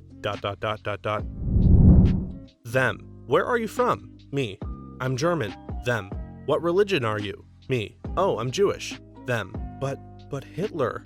How is that possible? Let's give him a chance. He's a businessman. There are no poor white people. While I can understand why these people, yes, I heard this from multiple people, think this way, I can't say it didn't annoy the heck out of me. I was living in Africa and the local people often thought this. Now, I believe they were able to say this and argue the point with me because the only white people these guys ever saw were rich tourists and people who worked in their country that made a decent wage. Also, considering that their local currency wasn't worth much compared to Western money. So any money any white person brought with them could pay a heck of a lot more than any money a local person earned. Worked with an insane Mormon lady who wouldn't let her kids sleep over at my friend's house or let any of their friends sleep over. Says she barely even lets them have friends over just to visit. I told her they need to make friends and develop socially and experience the world. She shields them from everything. She said, "I'm their best friend. They don't need friends and I don't want them to make any." They can't play in the front or back, privacy-fenced yard without her dedicated supervision. The kids were, I think, 6, 8, and 11 years old. She also takes them trick-or-treating and then takes all of their candy and brings it to work for her coworkers. So glad she's out of my life. Infuriating lady to talk to. But damn, I want to see the crap show that is her kids rebelling from being so ridiculously repressed. Some kid once made fun of my brother on the school bus by saying his shirt looks like someone had gotten their period all over it. My brother's shirt was blue. This kid had seen the commercials where people pour blue liquid into a pad and thought women's periods were blue. That there is zero scientific evidence that smoking cigarettes while pregnant harms the baby at all. My coworker, who is pregnant with baby number 3, told me this less than a month ago. I was in science class in high school, and the girl behind me thought the moon was closer to the United States than Australia because we could see the moon at night. Americans traveling in Italy. My friend remarks to me how much smarter the little Italian children were compared to American children. Me, why do you say that? Her, they're so small and already speak fluent Italian. I cringed so hard. I was having a conversation with my mother-in-law years ago when I started dating my fiancé. I have no idea how it came up, but she said, if I knew that someone had AIDS, I would never let them in my house. What if they had to use the bathroom? There's no way I'm going to get AIDS from my own toilet seat. I don't think I was even able to respond. Growing up in America as a white woman, I always just figured I was a Christian.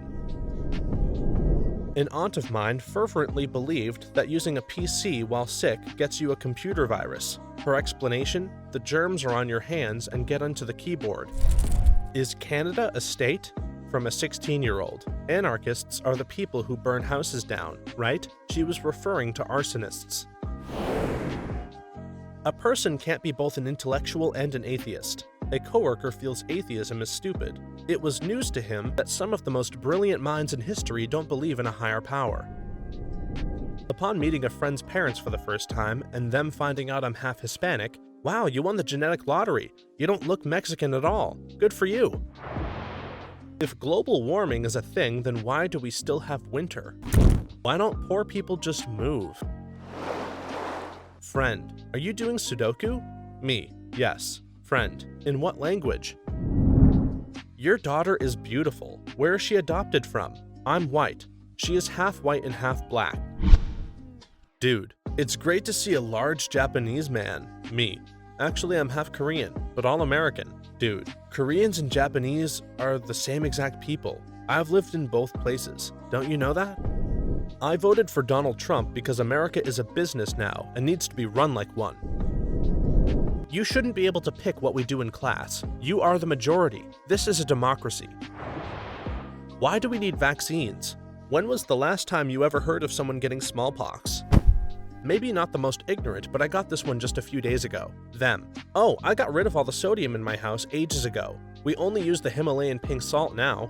Me. You know that is still sodium, right? Like it's still salt? Them. No, they remove all the beneficial nutrients when they process the salt and replace it with sodium. This doesn't have any of that, and it's totally good for you. I have a twin brother. When we were younger, another kid came up to us and asked, so when you wake up, how do you know you're not him? I asked him, how do you know you aren't, and points to a random person, and he was even more confused. Sorry, we're out of Coke. Is Pepsi okay?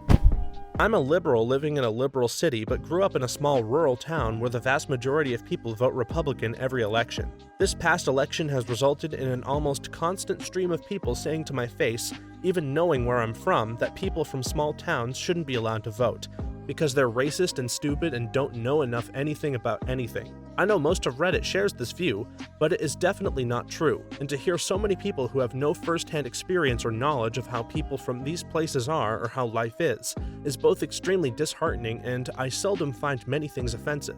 Fairly offensive. Most of all, it's far beyond concerning that so many people are in favor of completely disenfranchising huge swaths of the population because they think all those people are stupid, uneducated racists who hate everyone who isn't them. It's extremely bigoted.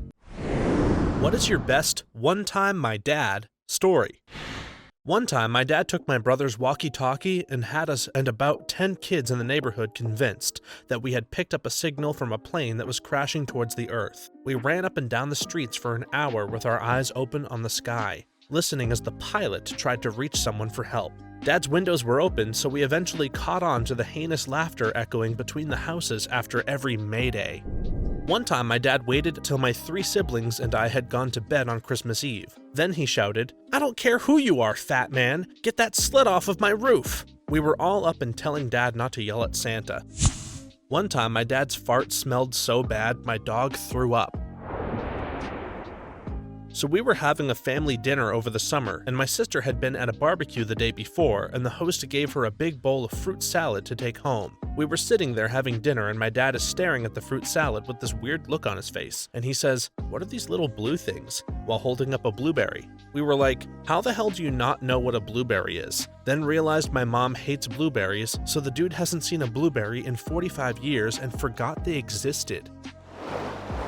One time, when I was about 10, my dad called me into his room. He and my mom were there, completely naked, standing around and laying their clothes down ready to get dressed. They acted like the situation was completely normal and asked me about some random thing.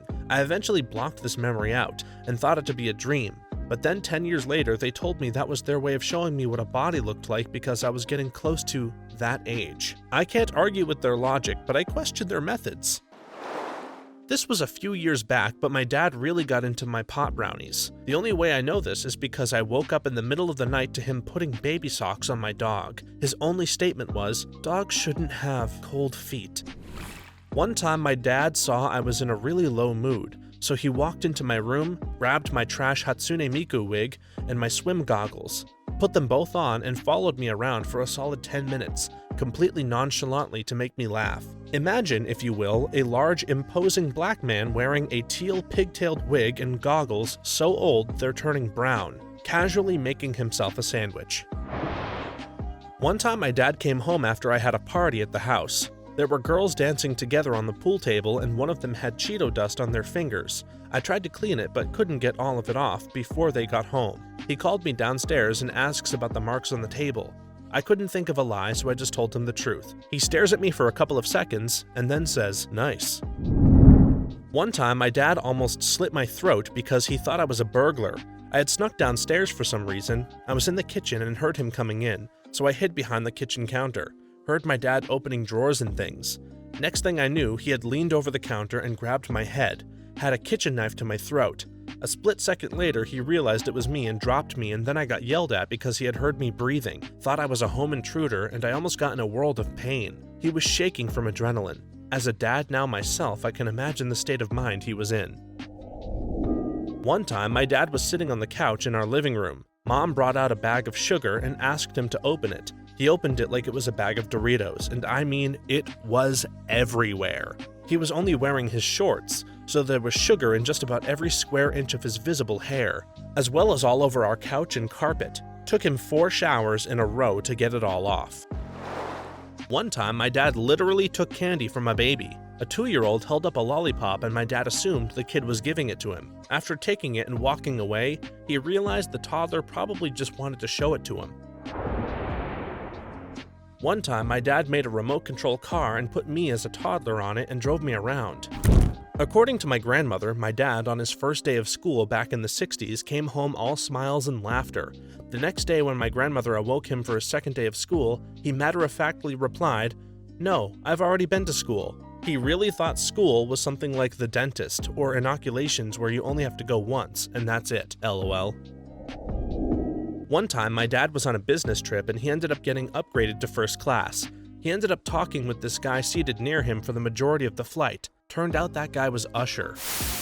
One time, my dad made me drive 3 hours from home to visit a nature preserve. He then began taking pictures of the birds there. Just one problem, the birds were plastic. Turns out the flocks had stopped migrating back to the preserve, so they put up plastic birds for tourists. The funniest part was how long it took him to listen to me telling him that they were plastic. One time, we went to Universal Studios and my dad took me on the Hulk roller coaster even though he knew it would make him sick. I was afraid of coasters at that point and he sacrificed himself because he knew I would never go on the ride without him. When we got off, his face was completely colorless and his stomach was done working correctly for the rest of the day. But I loved the roller coaster. My dad was a fireman and picked me up from a school in a fire engine once. One time, my dad went to my school event in jeans, a jean shirt, and a jean jacket. My dad once put off going to the optometrist for 3 years. When he finally went, it turned out his right eye was in charge of looking at things far away and his left eye only looked at things up close. Sometimes during those 3 years, he became farsighted and his brain compensated.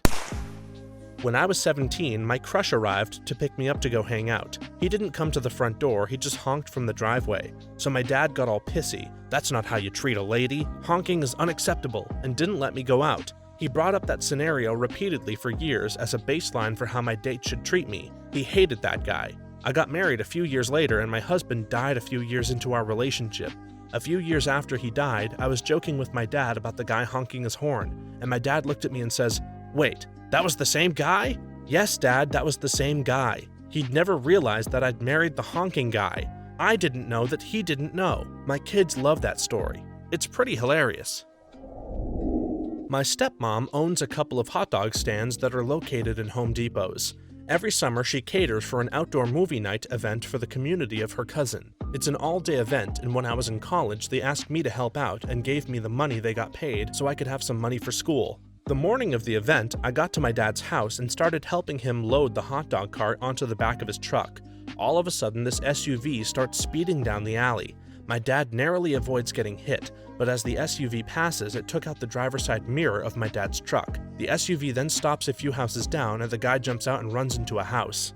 My dad and I both look at each other really confused, and then went to check out the damage. The mirror was hanging off, so we had to start figuring out a way to tape it on because we needed to make the hour-and-a-half long drive to the event. After a few minutes, the guy from the SUV comes back out and walks towards us. My dad was pretty mad and looked ready to confront him. The guy stops right in front of the mirror, looks at it, turns to us and says, "I'm so sorry, I was about to crap myself." I could barely withhold my laughter, and although my dad was still visibly mad, I could tell he thought it was funny too. The guy ended up paying for the mirror, but the whole thing was such a weird interaction. One time, my dad crapped his jeans on the side of the road on the way to my volleyball tournament. We were running late for the tournament, so he threw the pants in the woods and had dress pants in the car. He walked around the tournament all day in a red volleyball sweatshirt and pinstripe dress pants. About 5 years ago, my dad accidentally cut 3 of his fingers off in our garage with a saw. My niece was only like 5 months old at the time, so growing up, she's never seen my dad with all of his digits. Anyway, when she was about 2.5, she noticed that one of his hands was different. So one day she asked him, "Grandpappy, what happened to your fingers?" My dad looked down at his hand, all shocked, and said, "Someone stole them!" Her face had a look of pure horror, and she screamed, "Who stole your fingers?" My dad looked at my mom and said, "Grandmommy stole them." My niece ran up to my mom and started beating on her legs, searching her pockets to give back her grandpappy's fingers. My dad, man. This is a dark story, but I still want to tell it because it really means something to me.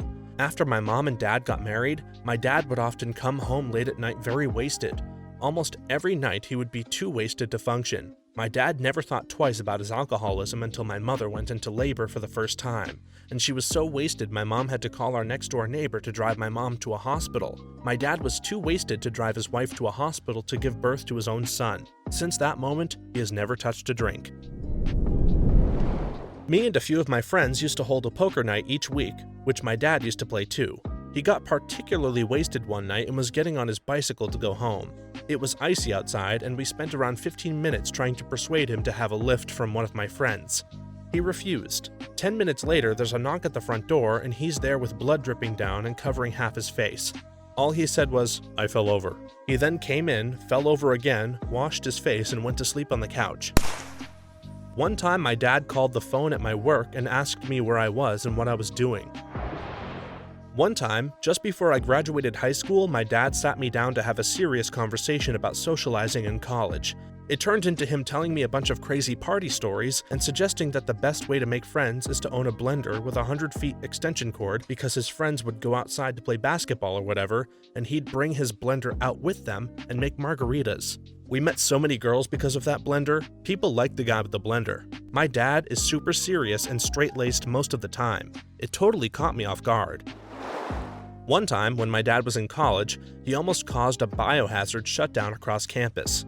In central Arkansas, he was able to hunt a ton of squirrels. He did so and put the frozen bodies in his dorm freezer so that he could have a large cooking party once he was done. A few days after the freezer got full, he went home as part of Thanksgiving vacation. Little did he know the school shuts off the power in the dorms when the students leave.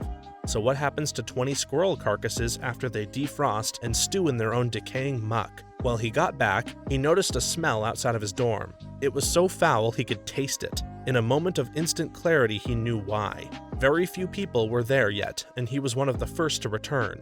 As he climbed up the steps to his third-story room, the smell got so bad he had to stop and puke twice. Once on his floor, he ran to get to his room so that he couldn't stop and think about what he was doing. His actual room had a literal gas cloud of rotten death. Working on instinct more than thought, my dad ran in, grabbed the squirrel carcass mush bag from his freezer. He opened his third-story window and chucked it out onto the sidewalk, with people. My dad could see the bag tumble down through the air and split immediately on impact. There was a crowd of people, including the local firefighters, to see what was causing the mess. Luckily, his bag went wide by about 20 feet, but as soon as it burst, people ran. At the dean's office, my father was asked, "College ain't the right fit for you, is it, son?" My dad agreed and left that college without any kind of backlash, then finished his degree elsewhere. I will start this by saying my dad used to be a drug addict. He was in one of the many attempts to get clean at this point. So one time, my dad decides to take all three of us to a cemetery and tell us to look for one of the oldest graves that we could find. I was about 10, my sister was 9, and my brother was 6. We found this little girl that died in the late 1800s around the age of 6 or so. We didn't know why we were doing this, but we went along. He pulls out this pipe out of his pocket and proceeds to give us this long drawn-out speech about how the path he is on is going to lead him to where we were standing. He then swore on that girl's grave that he would never touch the pipe again and smashed the pipe on her headstone. Of course, that promise was broken, but maybe he just meant that pipe because he had already smashed it. My mom flipped crap when she took us home, and she found out. One time, my dad took me over to my uncle's house. My uncle made my twin and I chug orange juice as a contest. We thought it was funny. Turns out we were chugging it so my uncle could pour alcohol in it and get wasted before my dad drove him to rehab. So that was fun. One time, my friends and I were having a camp out near the pond on my parents' property. My dad had this Bigfoot costume that he saved specifically for times like these, and I should have known better. Well, it was just getting dark and we were sitting around the campfire talking, and we started hearing branches cracking in the bushes near our camping spot. All of a sudden, my dad, in his Bigfoot costume, comes flying out of the brush. Needless to say, we almost all peed ourselves. One time, my dad was an absolute badass working from 5 in the morning till at least 6 at night on the family farm. Every day of the week, every week of the year for 40 years. My dad's always been a superhero to me. One time, my dad got way into a game of volleyball. Our family had a barbecue out by the lake, and the adults decided to start a game. Somebody served the ball way past the boundaries, and my dad, being the competitive man that he is, still runs for the ball. He runs for it, then tries to jump for it sideways. He practically flew into the men's room nearby and fell right into the closed stall, leaving a huge dent in the door and hauling ass out of there immediately with the ball, of course. Moments later, some guy comes out of the men's room looking confused as hell. At this point, everyone is dying of laughter. That story comes up quite often when the family gets together. One time, my dad set someone on fire. He was standing with a group of people having a smoke, and this girl walked up and asked for a light. My dad said, "Sure." She leant in as he lit the lighter, and her hair went right into the flame, causing her hair to catch fire. Apparently, someone had a little too much hairspray. She was fine and didn't suffer any serious injuries. My dad still tells people the story to this day. I know this probably won't be seen, however, still a great story. My parents have been divorced since I was 2. Even though I still saw my mom on the weekends, I grew up as a daddy's girl. My dad was always the one to really take care of me, spoil me, etc. Anyway, when I was younger, I had always wanted to go to Disney World, but it was way too expensive. Finally, at 13, my dad decided that since my grandpa had moved to Florida, we could go visit him and go to Disney World. My dad has always been a little Danny Tannerish and wore a fanny pack. One of the days, we decided to just go to the ocean with my great aunt. My aunt and I started feeding the seagulls, and my dad was just chilling in one of those low-to-the-ground beach chairs with his fanny pack next to it. All of a sudden, the tide comes up and sweeps up my dad's fanny pack. My aunt and I are still feeding seagulls, and then out of nowhere on a packed beach, my dad starts yelling, "My purse! My purse!" and starts running and falling into the ocean. My aunt and I just started dying laughing. My dad did retrieve his purse, and he told us not to say anything to Grandpa. As soon as I got back to Grandpa's house, I said, "Oh my god, Grandpa, guess what Dad just did?" One time, my dad and I built a potato cannon. We proceeded to launch potatoes into orbit from the backyard, until we heard a car alarm go off on the next street, somewhere in the general direction of where we launched the potato. Oops. One time, my dad swatted a spider off the ceiling and into the toilet, then flushed it. One time, my dad came home quite wasted after a party, which is really unusual for him. He grabbed me and said, "Son, promise me you will never dress up as a girl." I never had the guts to ask him about that since. One time, my dad was messing around with the ticket to get out of the car park. He was messing around and pretending to put it in the CD player, and the machine sucked it in. We had to pay for the lost ticket fee and go out when we had already paid for the time that we had been there. It took weeks to get it back out. We still laugh about it now. My mom, sister, and I cannot believe how daft he can be sometimes. The stories that will be told to his grandchildren. One time, my dad's pub in Africa was held up by two guys with guns. They ran in brandishing weapons, and one held a gun to my dad's head and demanded money. Everyone in the place froze up, scared that they'd somehow wind these guys up and they'd kill somebody. My dad turned his head to look at the guy who had the gun to his head and saw the little orange water nozzle at the end of the gun. So he ripped it out of the guy's hand and beat the crap out of him. The night watchman's security showed up and grabbed the other guy who tried to make a run for it and handed his ass to him as well. My father was in special forces during the 80s and early 90s, and one day during first grade, I brought my father to school, and his first words were, "You kids want to know how I got this gun wound and killed 2 men?" One time on Halloween, trick-or-treaters came to the door and my dad answered. One of them says, "Trick or treat," to which my dad replies, "Treat please." The kids all look at each other confused. One of them reluctantly hands him a Kit Kat. Dad thanks them and then shuts the door. We didn't get any more trick-or-treaters that year. I pray this doesn't get buried. Once my dad got so wasted he stole a Shetland pony and tried to keep it in the kitchen. My mom went ballistic while my dad was trying to feed the pony carrots. So my dad is an intellectual type. He attends public lectures on philosophy and science in his free time. He was attending one on theories of consciousness that had a Q&A session. The speaker was a mind functionalist. The TLDR explanation is he subscribes to the idea that the mind is a description of function. Humans can do X, Y, and Z things, therefore they have minds. Consequently, if a machine, alien, or whatever can do basically the same stuff, they therefore have a mind. My dad raised a common criticism which runs like this.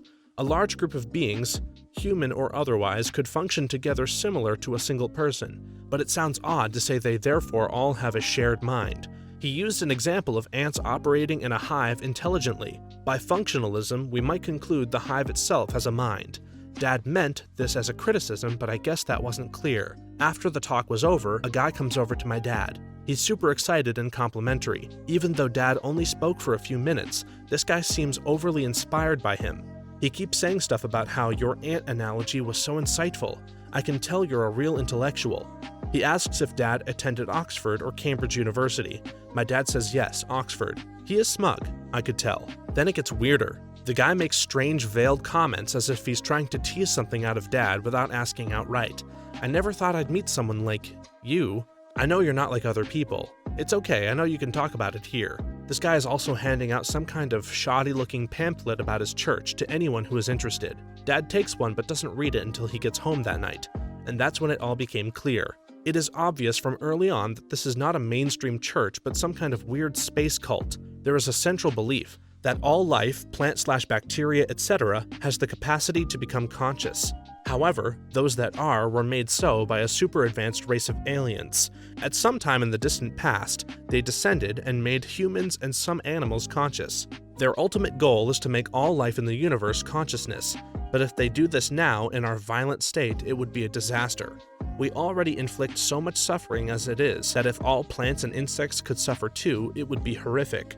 First, we need to become enlightened and empathetic before the aliens will extend consciousness on our world. So how to achieve this? Well, the benevolent aliens cannot force us to be peaceful against our will, as this is against their nature.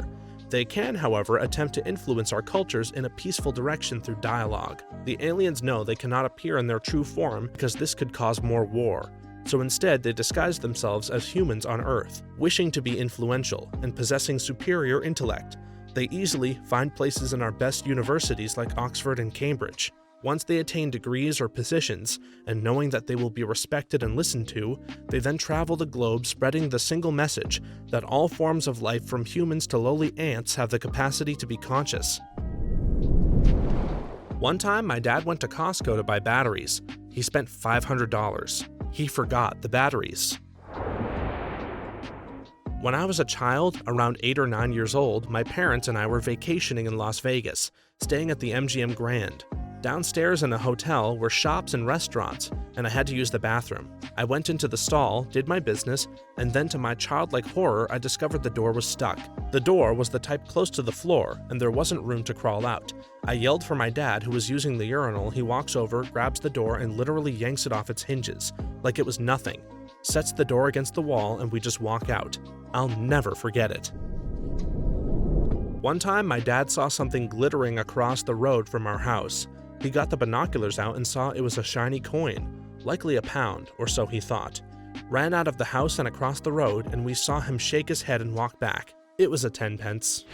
One time, my dad tricked my mom, who is very particular about the water she drinks, into believing she had been drinking fresh water from the cooler we had in our kitchen. Normally, we would replace the 18-liter jug with a fresh new one from the local drugstore. In reality, he had been filling the empty jug with water from the sink in the kitchen. Mom had no idea, and this went on for 3 months until Dad came clean. My dad got bit on the arm by a rattlesnake, and the doctor told him he would have to constantly move his hand to keep the blood flowing during recovery. If he couldn't, they would have to amputate. That's how he learned to play guitar. One time, my dad decided to cut down his own Christmas tree. He drove all around town until he found one that he liked at a nearby farm. He cut about halfway through it before he saw someone coming, and then he left the half-cut tree on the farm and came home. One time, my dad chopped his leg with an axe instead of the log that he was aiming for. One time, my father tried to gain access to a nuclear submarine base. I was vacationing on the Georgia coast with my father and grandfather near Kings Bay Submarine Base, which is the home port of the U.S. Navy's Atlantic Fleet ballistic missile submarines. My grandfather is an Air Force veteran, and for some dumbass reason, my father thought that this would allow us access to one of the most highly secured U.S. military installations in the country. Safe to say it did not. One time, my dad had to fix up my bike when I was a teen. He then proceeded to give it a test run on the driveway and tried doing a wheelie and then crashed and fell off. Also, he made a ramp in the backyard and attempted jumping it with my other bike and fell off too. Good times. One time, my dad was taking a math exam before calculators were everywhere and square roots had to be calculated by hand. The final question on the exam was the square root of 4, and he wrote a half page of work and got a rough estimate. Got the exam back with the written comment, "It's 2." One time, my dad bought a horse and didn't tell my mom. He hid a horse for about 3 years before he had to sell it to buy a boat, which he didn't talk to her about. They are getting a divorce. One time, my dad had to poop so bad on the way to a Yankee game that he stopped at a police station in the Bronx to take a dump. One time, I was coming home from school and I saw my dad smoking a cigarette in the backyard while pouring gasoline into a hole in the ground. I asked him what he was doing, and his reply was to flick his cigarette perfectly into the hole full of gasoline, which resulted in a miniature volcano in my backyard. And with a smug look on his face, he quietly said, "Chipmunks." One time, my family was going for a walk, and my dad and I were goofing around and chasing each other.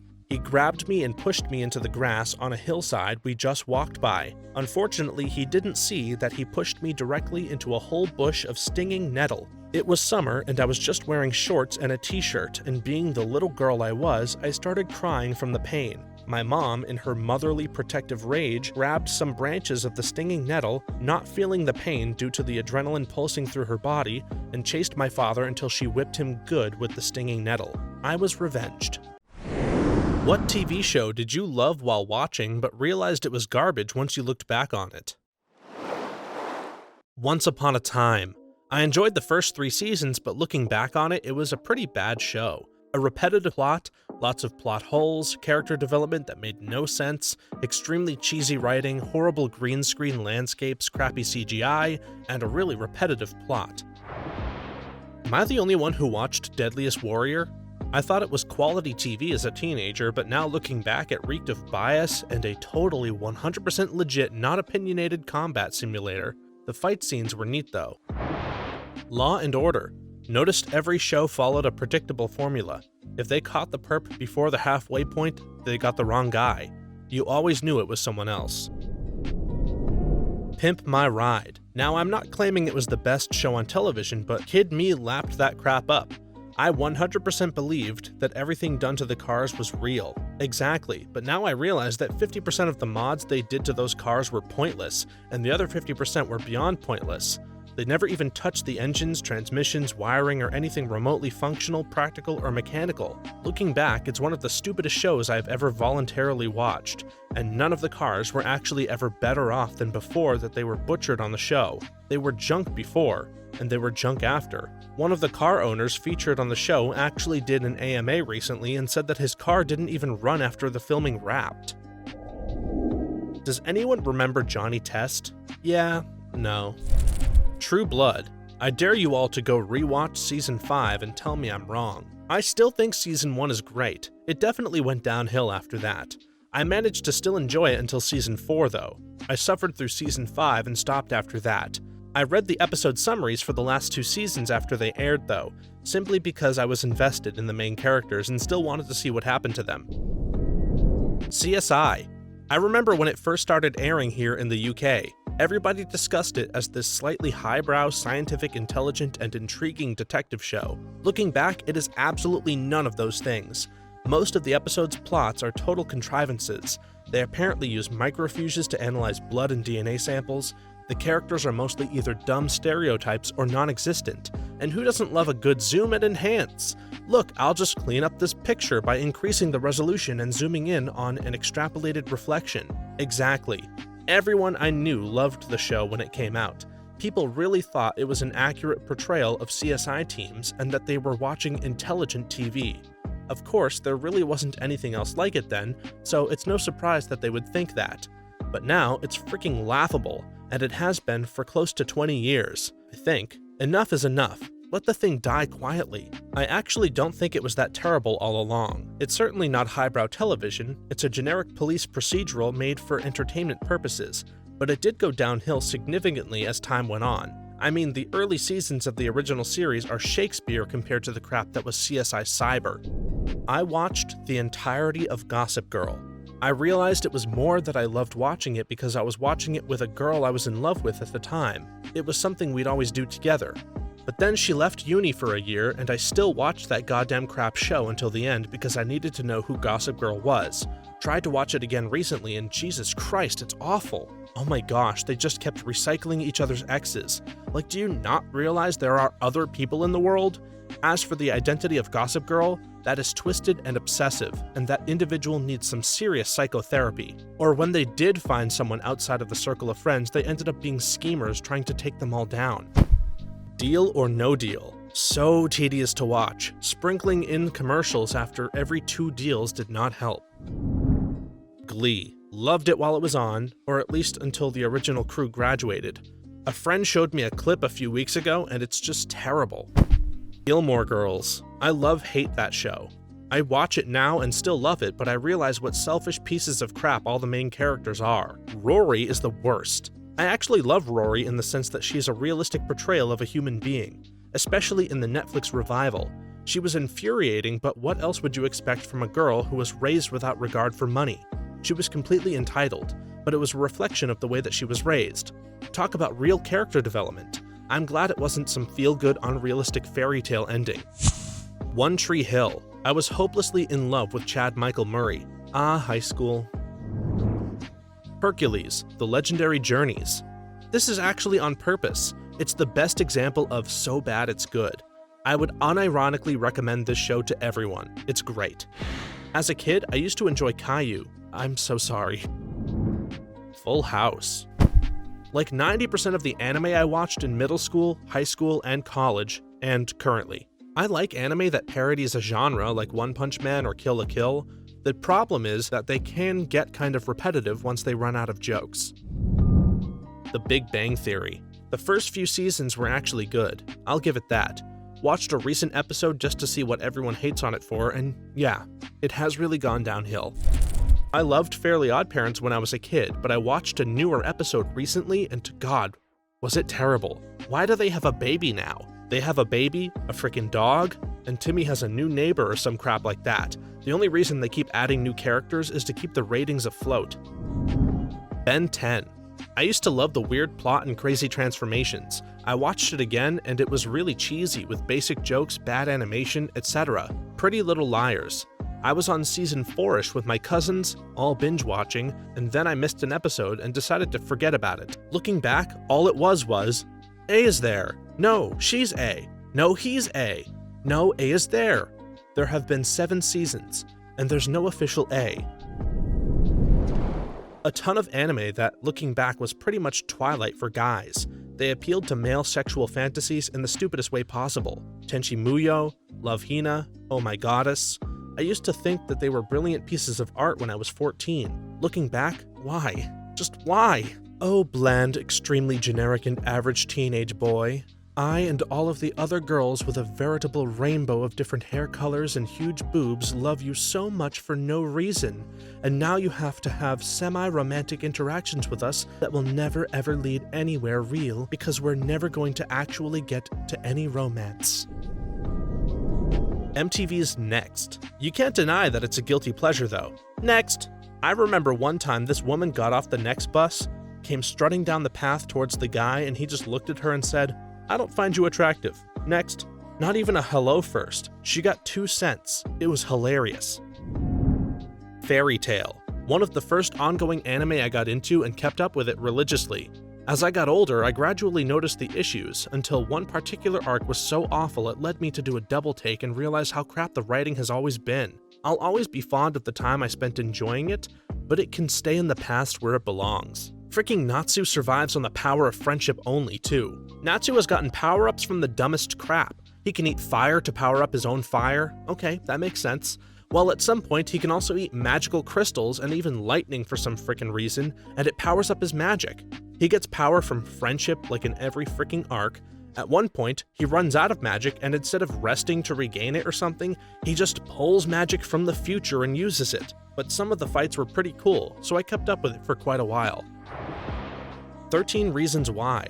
I binge-watched it, and quite literally, as the last episode ended, I thought, that show wasn't good. Cat Dog. I used to be freaking obsessed with that show. I tried to watch it pretty recently, and it was just meh. 8-year-old me would be so disappointed. Charmed, for sure. Watching as a teenage boy, that show was delightful for obvious reasons. Watching it as a married adult, those plots were thinner than the outfits. I came here for this. I loved Charmed when I was 13 to 15 or so. Girl power and witches, you know, but looking back at it, damn, it's not so great. The catchy intro still gets me hyped on nostalgia though. Sonic X. Good lord, it's so awful. Way too many human characters, Chris, Chuck, that teacher who is totally not a stalker, stereotypical Mexican maid, stereotypical Japanese butler, etc.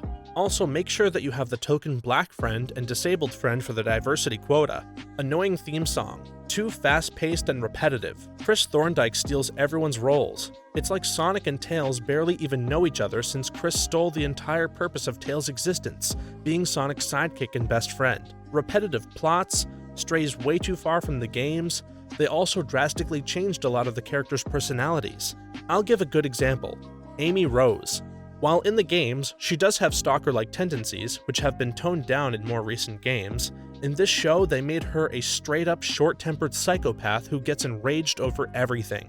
Sonic also naps on rooftops all the time, which is the exact opposite of his personality. That was the crap when I was in elementary school, but it really isn't that good 10 years later. Believe it or not, the show was panned in Japan, and the final season wasn't even released there. Fun fact, the theme song for Rouge is titled Mysterious and Sexy Thief Rouge. It's also a saxophone song. I crap you not. Sons of Anarchy wasn't garbage, but I initially thought it was my favorite TV show material. That was before the Ireland season and forced dialogues and such later on. Tonight on Sons of Anarchy, Jax promises someone he is not going to let X happen. X happens. Ren and Stimpy. I know it has this cult-like following, but I've rewatched some episodes as an adult. It's just dumb, not funny, loud.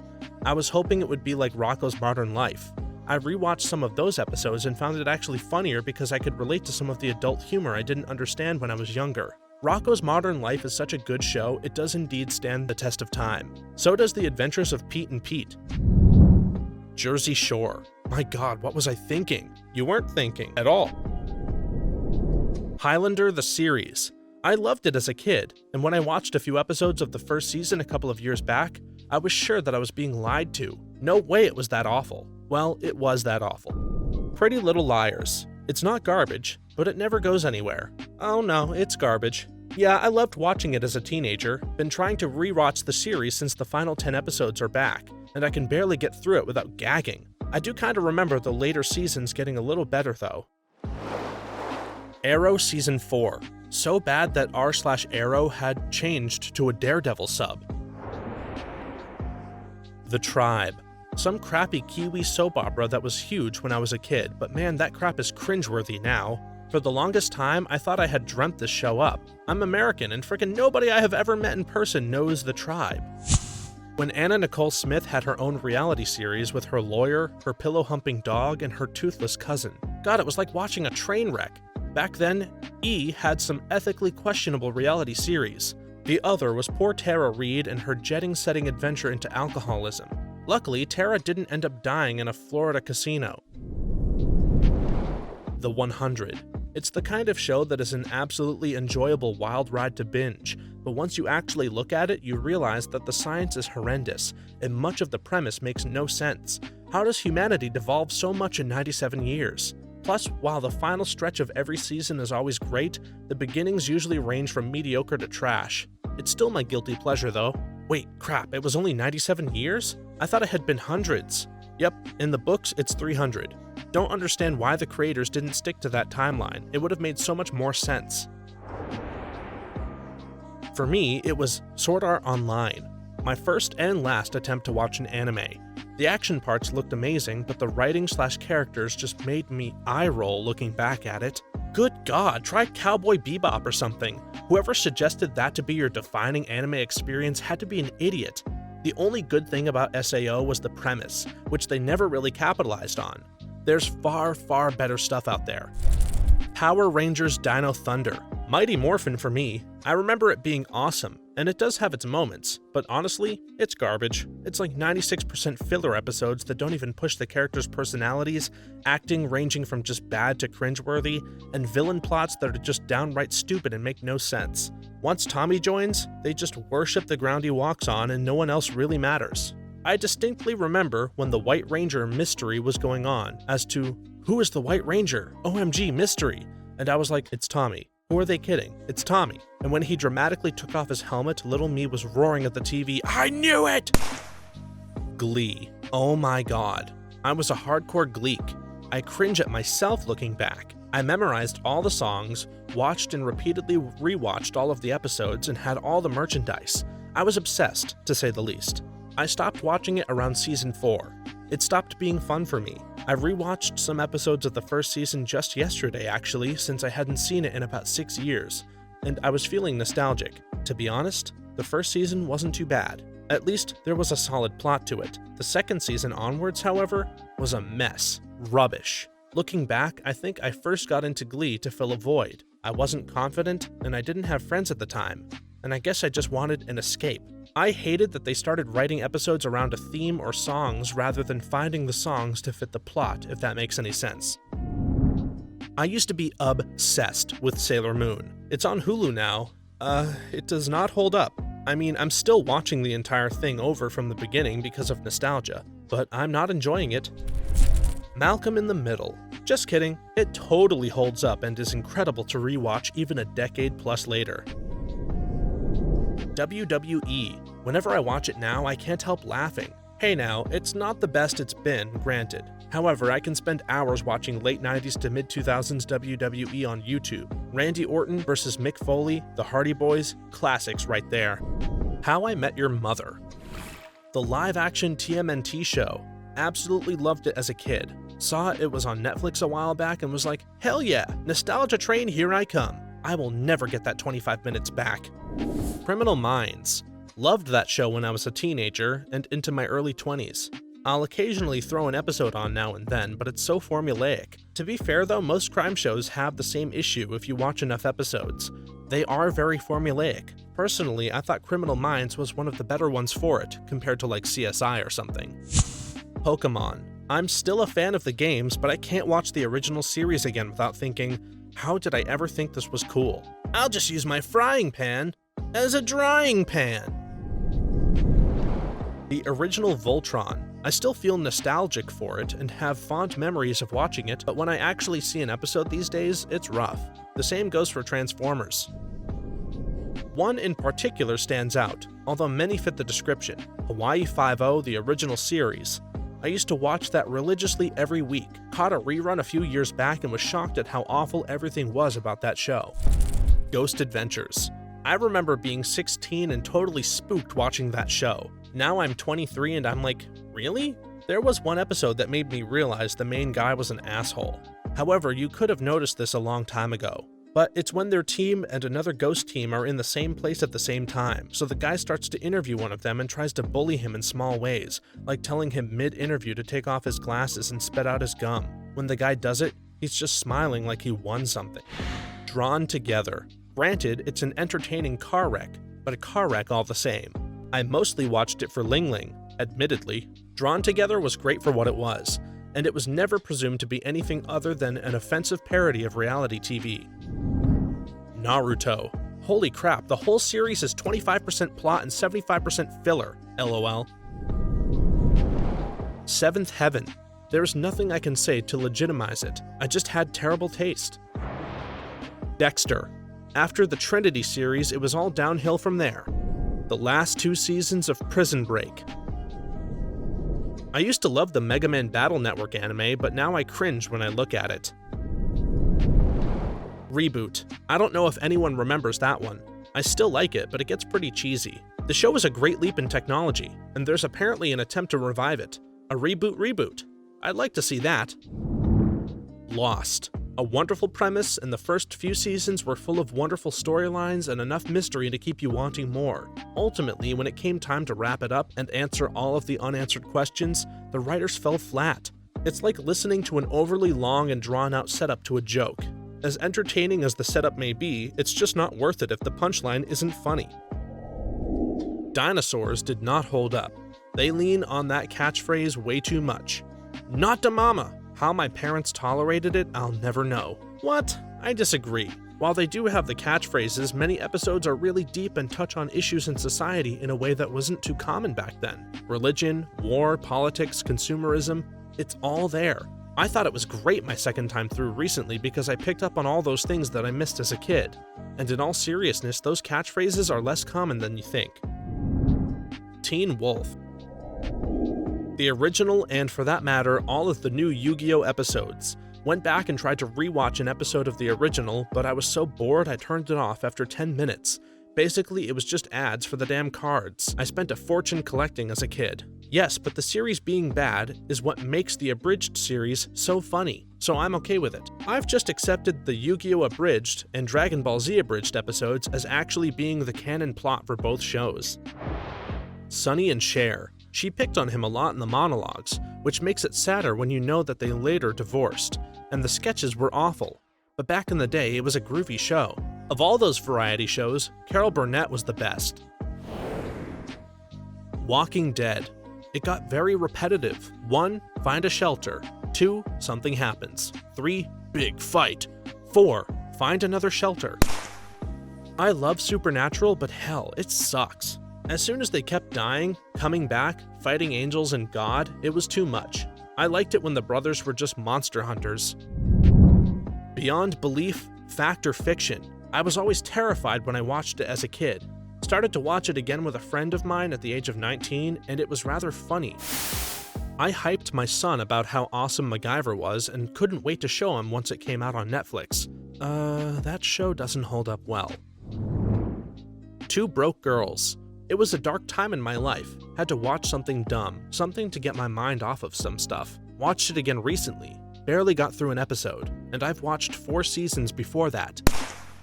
2.5 Men. They'd air a rerun a short bit after I got home from school, and we'd watch and laugh. Aside from all the drastic creative changes that happened, I realized that it was never really that funny.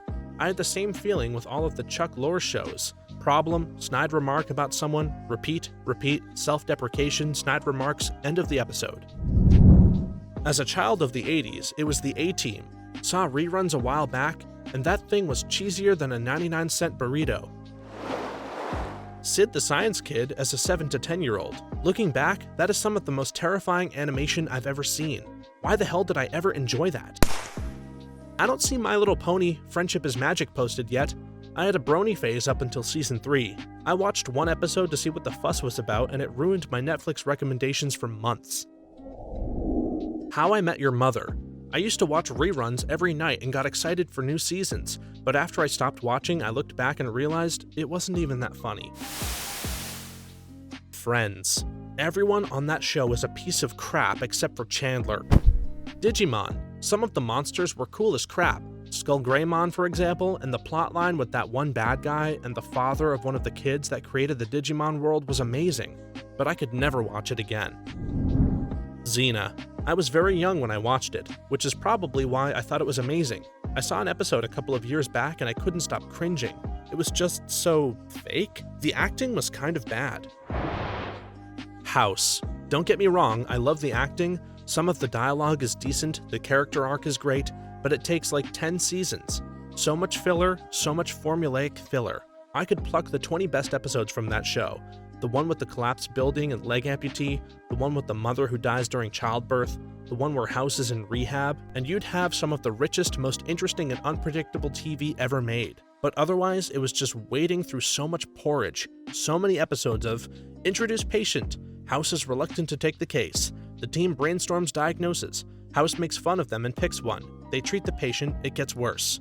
Episode theme is introduced. Today we're discussing race in American justice.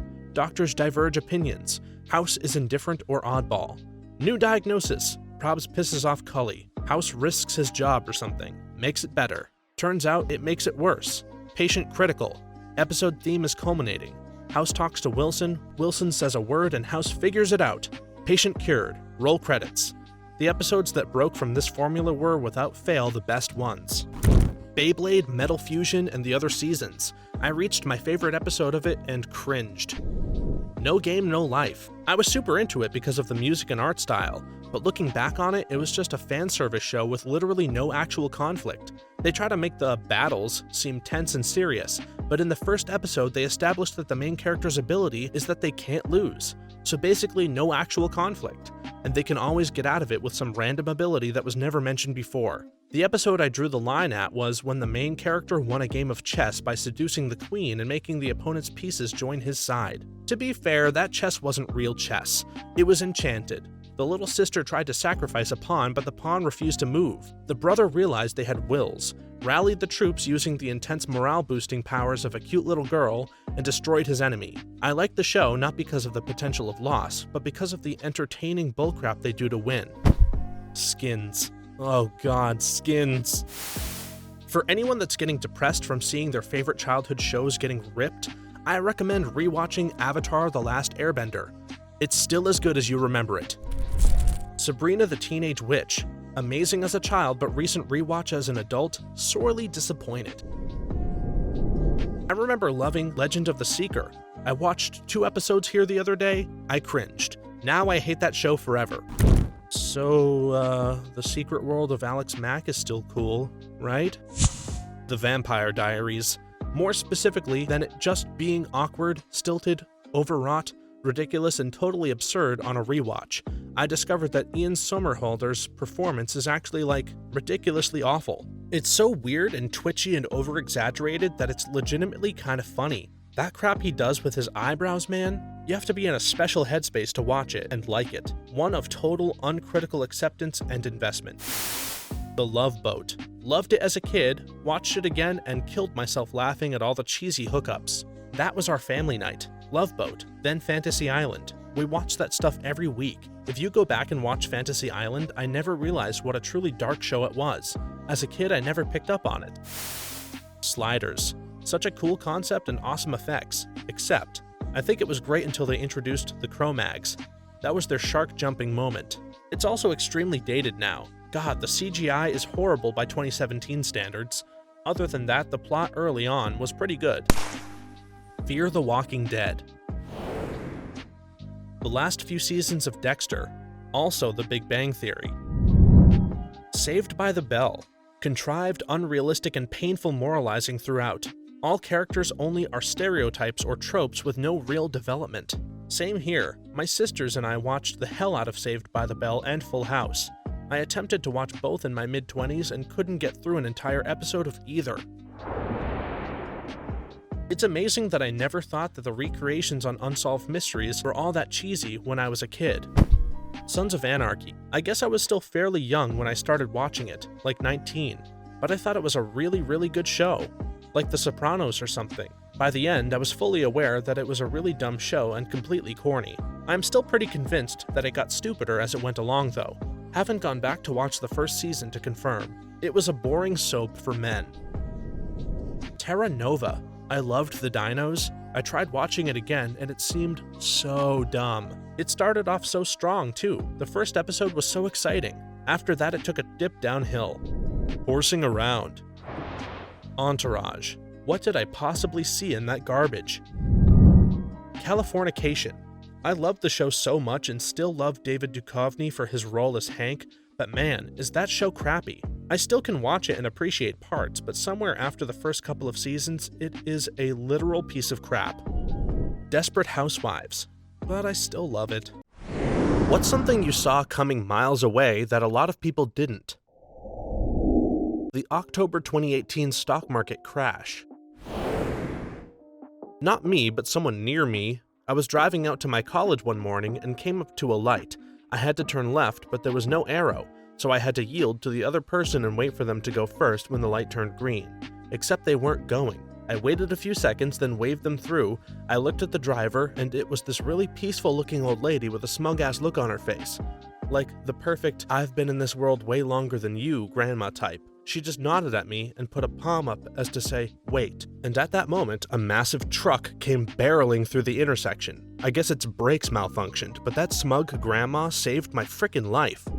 Last night, when I was leaving a bar with some friends, there was a lady stumbling around in a parking lot pretty aimlessly.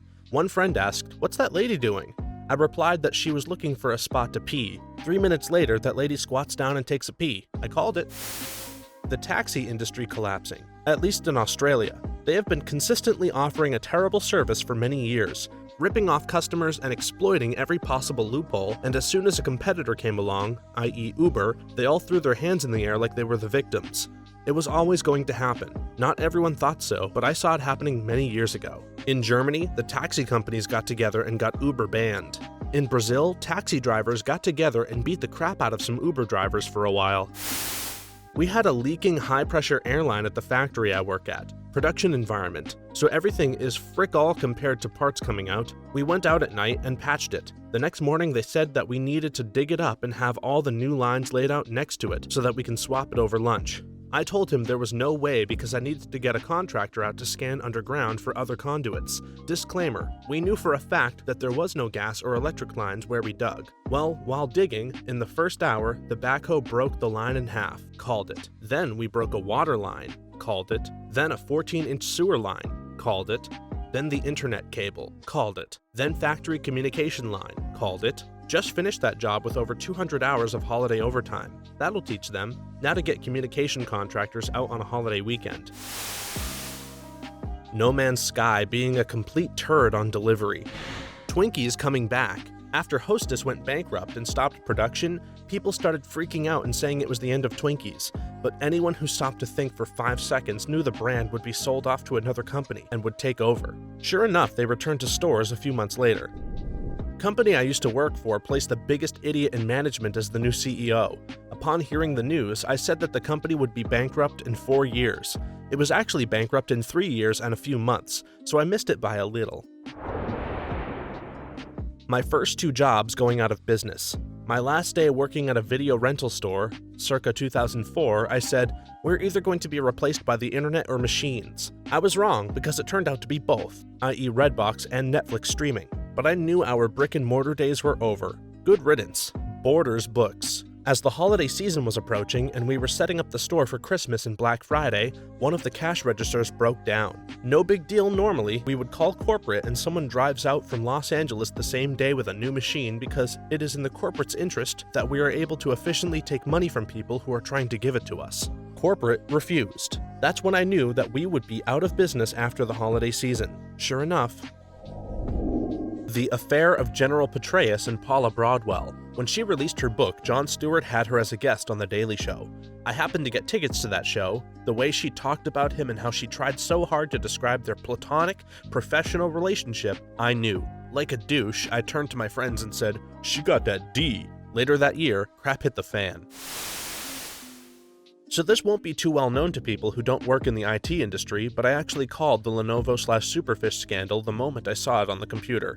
Superfish was a program, a piece of malware that was pre-installed on a lot of Lenovo computers a few years ago. It was collecting user data and forwarding that data to a third party. The moment I saw it listed in the programs on a new Lenovo that I was setting up for a client, I had my suspicions. When I was installing their AV, it ran a scan as a sort of baseline thing, and it flagged Superfish almost immediately as being a potential threat, so I removed it and finished setting it up. I removed Superfish from every computer I saw on it. I do admit it took me a bit to realize it was only on Lenovo's, and recommended to my coworkers to do the same.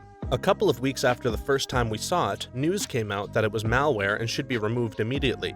It's one of the only times I ever got to say "I told you so" to my coworkers because I was the least experienced there, and I felt pretty proud of myself for having that foresight. It was really frustrating to deal with the people that would come in after the news broke accusing us of allowing this to happen. "How could you sell me a computer that has viruses on it?" Well, for those who came to us, the service department, we didn't. We removed it. Secondly, why would anyone ever suspect a manufacturer of allowing malware to be preloaded onto the machines? My coworkers thought I was nuts for thinking that, and the only reason they complied with my suggestion was that it did no harm to remove it. So yeah, I called Superfish, and I think I deserve a cookie for my minute contribution. The housing crisis. I didn't know the extent of what would happen and how deep it went, but when people making $30K a year were buying 7 or 8 houses at a time to flip them within a couple of months, I knew something had to give. I'll never forget this guy in a grocery store talking excitedly about how the housing boom would never stop and wondering how people could be so naive.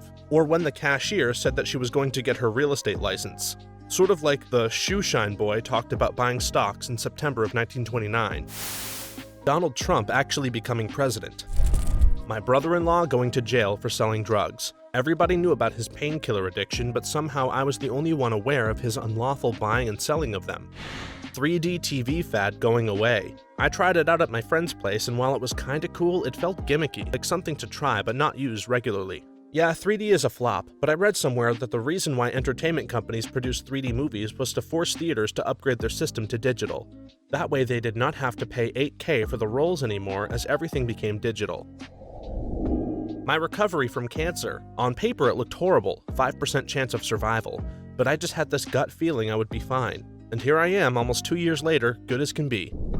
Years ago, a friend got a puppy, and I came over to see her one day. While we were in the living room, the puppy was wandering around sniffing about, and my immediate thought was, it's sniffing for a crap spot. I tell my friend that, and she's like, "Nah, he's just curious about the house. He's exploring." I tell her I'm absolutely sure he's going to crap, and she'd better take him to the corner of the kitchen that's got a load of newspaper on the floor. But again, she's like, "Oh, it's fine." Not 5 seconds after she ignores me, the puppy takes a huge crap that was almost half its size on the carpet. She's freaking out and runs to grab it and take it outside, but the damage is done. I was pretty impressed by the size of that crap though. What the hell did it eat? Now that we live in the future, all ice cream is in fact Dippin' Dots. I have the unfortunate distinction of being 3 out of 3 on calling divorces in my friend circle. As somebody who made all the wrong decisions with my first girlfriend, I can smell insecurity and fear-driven decisions from a mile away. So when certain couples get married for the wrong reason, I can usually see it when others can't, because I recognize all the same mistakes I made. Edit. Wow, didn't expect this to be popular. I'll list some things I look out for based on my experience. 1. Trying to fix somebody. I got into a relationship with my first girlfriend because I tried to fix her problems and be the knight in shining armor as I rescued Milady from her problems. It doesn't matter if the male or female is doing the rescuing. It usually doesn't end well. 2. Socioeconomics matter. I know we are only supposed to focus on the love aspect, but how a person was brought up can cause points of friction. One of the couples I called was a marriage between a wealthy girl and a middle-class guy. She never ever had to worry about money, but he always had to budget. For some reason, they never discussed money beforehand, and when they married and she expected a nice house, he couldn't deliver. She legitimately thought he didn't love her or else he would buy her a house. I knew she wanted this, and I knew he couldn't deliver. Yet he was so afraid to lose her that he just hoped the gods of love would solve his problem. 3. Which brings me to my last red flag, not discussing in detail how they expect their lives to pan out.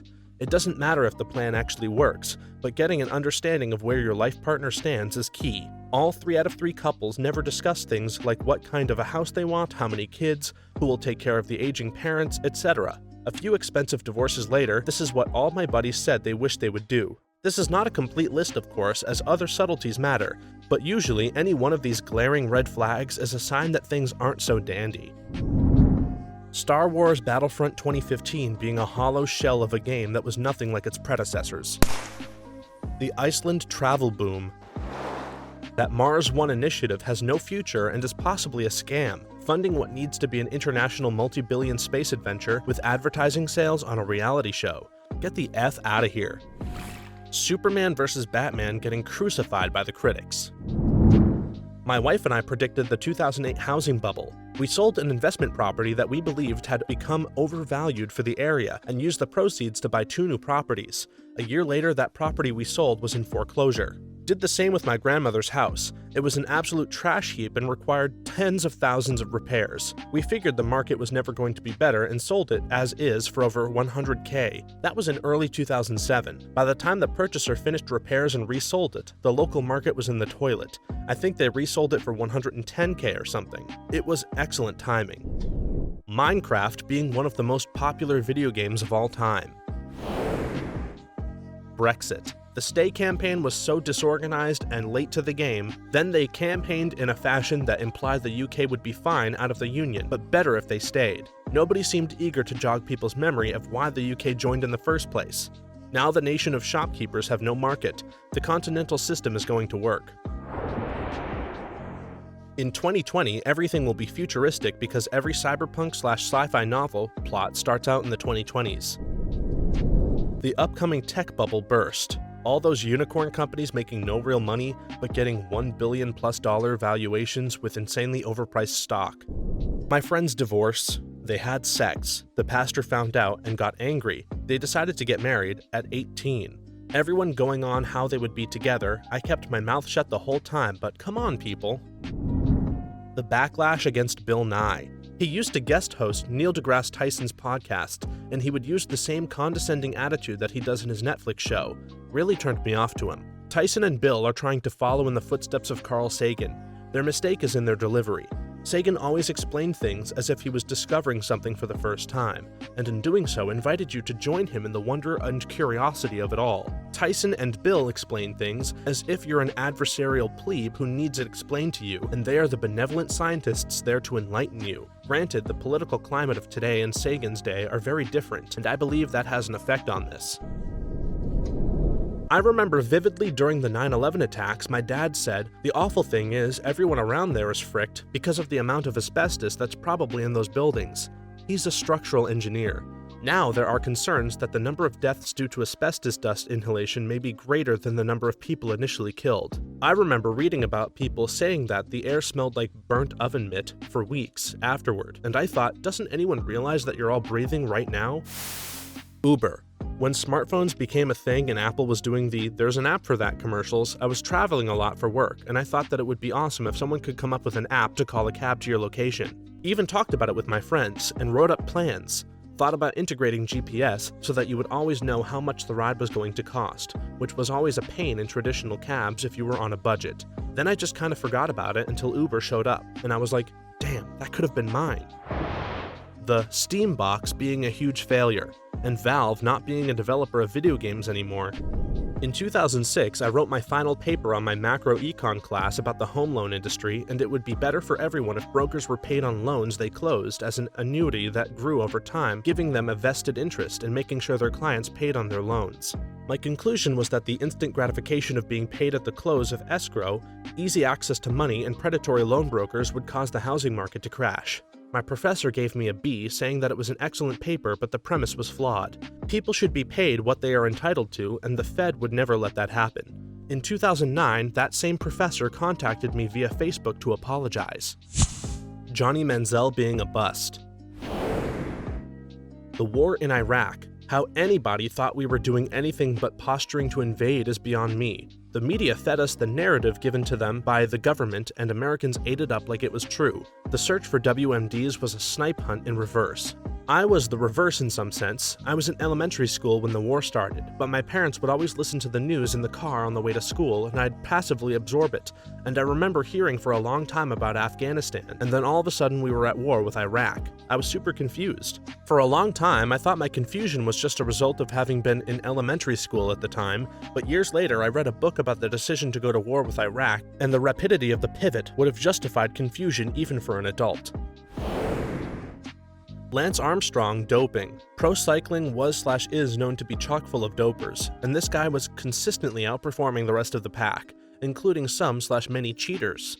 On top of that, anabolic steroids are well known to cause nasty side effects like testicular cancer. But try to tell someone that this great American hero who overcame adversity was a fraud, and they'd treat you like you were unsympathetic to cancer survivors and insufficiently patriotic. Tesla being a massive success. NSA spying. Knew about it more than a decade ago, but of course, it was a conspiracy theory. I also saw Trump winning. Once Bernie was cheated out of the nomination, knew Clinton had no shot. Seriously, people casually joked about NSA spying years ago. Then, when it was leaked, everyone lost their crap. I went to college for mining engineering. When I was doing interviews for internships, one of the companies I interviewed with was Peabody Energy. Now at this time, Peabody was the largest coal company in the world, and was one of those annoying companies that thought they were so awesome that they basically wanted you to sit there and beg them to hire you. Anyways, during my interview, they asked what I saw as the biggest challenge to Peabody Energy. I told them that since they only mined coal and were not diversified into other minerals like other large mining companies, if something happened to the coal market, it would be hard for the company to survive it. The smug guy doing the interview acted like that was the dumbest thing he had ever heard, and told me their focus on coal is what made the company strong. 5 years later, the coal market falls apart. Peabody goes bankrupt, and their stock BTU becomes so worthless that they kicked it off the New York Stock Exchange. Online card shops where you can print your own messages and get them posted. Genuinely, I thought of that about 15 years ago when I worked in a print shop. Did nothing about it because that's how I roll. Well, this isn't a specific thing, but a class of things. I'm consistently befuddled as to why people don't realize that someone has lied to them once and will likely lie to them again. Spain crashing out of the 2014 World Cup group stages. Got laughed at when I said Netherlands and Chile would both beat them. Not that I can gloat that much being English though. Heelys. This was years ago, but as a kid I randomly heard of them about a year before they became massively popular in the UK. I wanted them for a long time, but whoever I told laughed at me. I was too bitter to want them when they got popular. I managed to get over the injustice of it all eventually. Fidget spinner popularity. Coworkers thought it and the fidget cube were stupid. When I first saw Winter's Bone, I said, that girl is going to be a star. When I was in high school, my theater teacher once told me that a gun on the set will always be fired by the final act, in relation to intent in set design. Some years later, my mom and I went to see a play, and I noticed a curious set of two swords set above the doorway on the stage, and I turned to my mom and said, I will bet $50 that there's a sword fight with those two exact swords later. She accepted. Around the fourth act, two characters were in a heated argument and eventually did run to the doorframe to grab the swords and duel. I can still remember the grin I gave my mom while it happened to this day. The impending collapse of the student loan market. Don't say I didn't tell you so. What do you think happens if there's a student loan bust? Do millions of kids get their credit ruined? Does the government forgive it? I feel like forgiving the loans makes a lot of sense since it's something like over 60% not paying them. The government stops giving loans or severely caps them, which I assume would force colleges to lower tuition costs. That my father was cheating on my mom? That was fun. Me too. My dad kept lying to her and convincing her he wasn't and would never. Anyways, I called that number for my mom. The person didn't answer. I left a calm message explaining that I was his daughter and that he's been married for over 30 years. Anyways, the next day my dad is crying and refused to ever talk to me again. Not me, but my dad. He saw Donald Trump in the running against 20 other Republicans and a smaller group of Democrats at the way beginning of the election. He said it'll be Trump versus Hillary, and that Trump will be president. Everyone thought he was crazy. He bet on it with some people and made money. Golden State Warriors winning the finals 2 years ago. Good my mate who sells gambling tips online to put them down as his dark horse pick. Cavs was my main pick. He laughed at me. They were paying 33-1 before the season began. I put $100 in them, and I still laugh at him today. The uprising of 3D printers. I remember talking about this with my friends at least 15 years ago.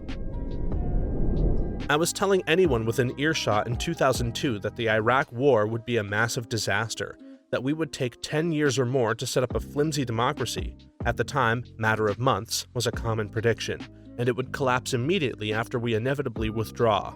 In retrospect, I was probably a bit naive and optimistic about just how damaging that power void would be. I didn't see ISIS becoming nearly this big, but in retrospect, I think it's only as big as it is by franchising some of Al-Qaeda's practices and getting state backing in Saudi Arabia, as Al-Qaeda did in Pakistan. For the record, Afghanistan is also a disaster in waiting, and will never be a stable democracy, though the collapse there would be less consequential if only because of its relative isolation.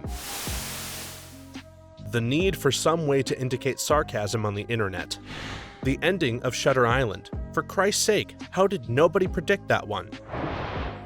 A new Assassin's Creed game. Ubisoft has to milk the series some more. My prediction that I see coming that most people don't is that when level 5 automated vehicles are achieved, it will be a short transition to manually driven vehicles being relegated to private property use only, like quads and snowmobiles. Insurance for manually driven vehicles will skyrocket, and cities will even ban them outright in favor of a faster yet safer flow of traffic. This will result in the loss of many jobs, not just cabbies and truck drivers, but also emergency responders, traffic enforcement officers, dispatchers, etc. Without new laws, police will be able to stop and search your vehicle without reasonable cause or evidence if no one is present inside it. Smugglers will be able to avoid arrest by having no driver in their stolen and hacked vehicles. Plus, they will become much less conspicuous than some paranoid driver making stupid mistakes. Most people won't own an automated vehicle. There will be some combination of a public/community-based and private Uber-like service that will probably be subscription-based. Private ownership will rapidly become rare. The one thing I don't know how it will all fit in is motorcycle. They may need separate lanes like bike paths. It would be hard to fight to make them operate on private property only. VR is going to flop. It will never be for gaming. It will only ever be for experiences. It will never be mainstream. The car market 100% is going to crash. Quote me on it. People still sucking at technology. The adults around me had this weird perception that my generation would intuitively know how to use computers and other technology. I teach kids who were born in the late 90s/early 2000s. Trust me, the ability to use Snapchat doesn't mean that the kid is good with technology. The majority of the people I deal with, adults and kids, can't figure out how to send an email with an attachment. It's painful. I consider myself an inept user of technology, don't get me wrong, but hell, we have Google. We have YouTube. If you don't know something, look it up. Use a little common sense. It doesn't matter if it's a college website. If it says that Spaniards were colonizing South America in the 900s, it's wrong and you shouldn't cite it in your presentation. When I first heard about Theranos, I knew there was something either revolutionary or completely bunk. I started looking into them since I worked in lab medicine, and after looking through their background, I thought they couldn't possibly live up to their hype. No one believed me outside of my lab, even my friends from medical school. They were lured into this fantasy Theranos created. Anyway, I was glad when Theranos was exposed, since it was just misleading people. In the year 2006, my first year of college, we were asked to come up with any kind of new business. Not new, but I talked about watching channels without any commercials. My professor laughed it off, saying I didn't know how channels made money with commercials. I responded that we would charge them weekly for a price for not showing commercials. He thought I was being an idiot and gave me a C for the project. And boom, Netflix. The massive price spikes and shortages of firearms and ammo after Sandy Hook. I was planning on buying 2 new rifles for a while. The day that happened, I immediately bought them for $550 and $650. Also bought more ammo. Weeks later, those same guns were north of $1,000 and ammo doubled or tripled. That is, if you could find anything. Stayed that way for like a year. The exit for Disney World. The rest in the car didn't see it until we were almost there. Not me, but this is what made me want to become a data scientist. Worked in the transport sector, and we had this crazy genius of a data analyst who would produce sector-wide reports for transport every quarter. I got to go to one of the presentations, and it blew my mind. The only sector I remember clearly was trucking. Our analyst explained that with an increase in demand for lumber, heavier loads would be put onto trucks without an increase in maintenance, without further education or government intervention, which he was recommending. The heavier loads would further wear down braking systems. If untouched, he estimated we would see an increase in accidents and fatalities. His advice was not put into action. Literally a month later, we had the most truckers die in 1 month than in the last 3 years combined. The worst thing about this story is that they fired this analyst because he wouldn't conform to the simple data models our lead and the higher manager wanted in place. This guy was literally predicting the future, but because they couldn't wrap their heads around the data and couldn't get him to conform, they let him go. Such a waste. Winds of winter being delayed. Stop being gullible, guys. 3D printed guns. I was talking about it quite a bit about a year before they really started taking off, and everyone insisted it would be much further off. Snape was working with Dumbledore all along. One of Dumbledore's famous quotes is, "To the well-prepared mind, death is but the next great adventure." What had he been doing all through Book 6? Preparing. He wasn't begging Snape for his life at the end, he was begging him to make it quick. I can remember being a kid in the late 80s and hearing stories about how the government is going to implant computer chips on us so that they can spy on us. I remember thinking how stupid that was because how could they do that without us knowing? Flash forward to today and everybody has one in their pocket. I knew that King Arthur would bomb at the box office. Apparently no one in Hollywood saw that coming. Renewable energy.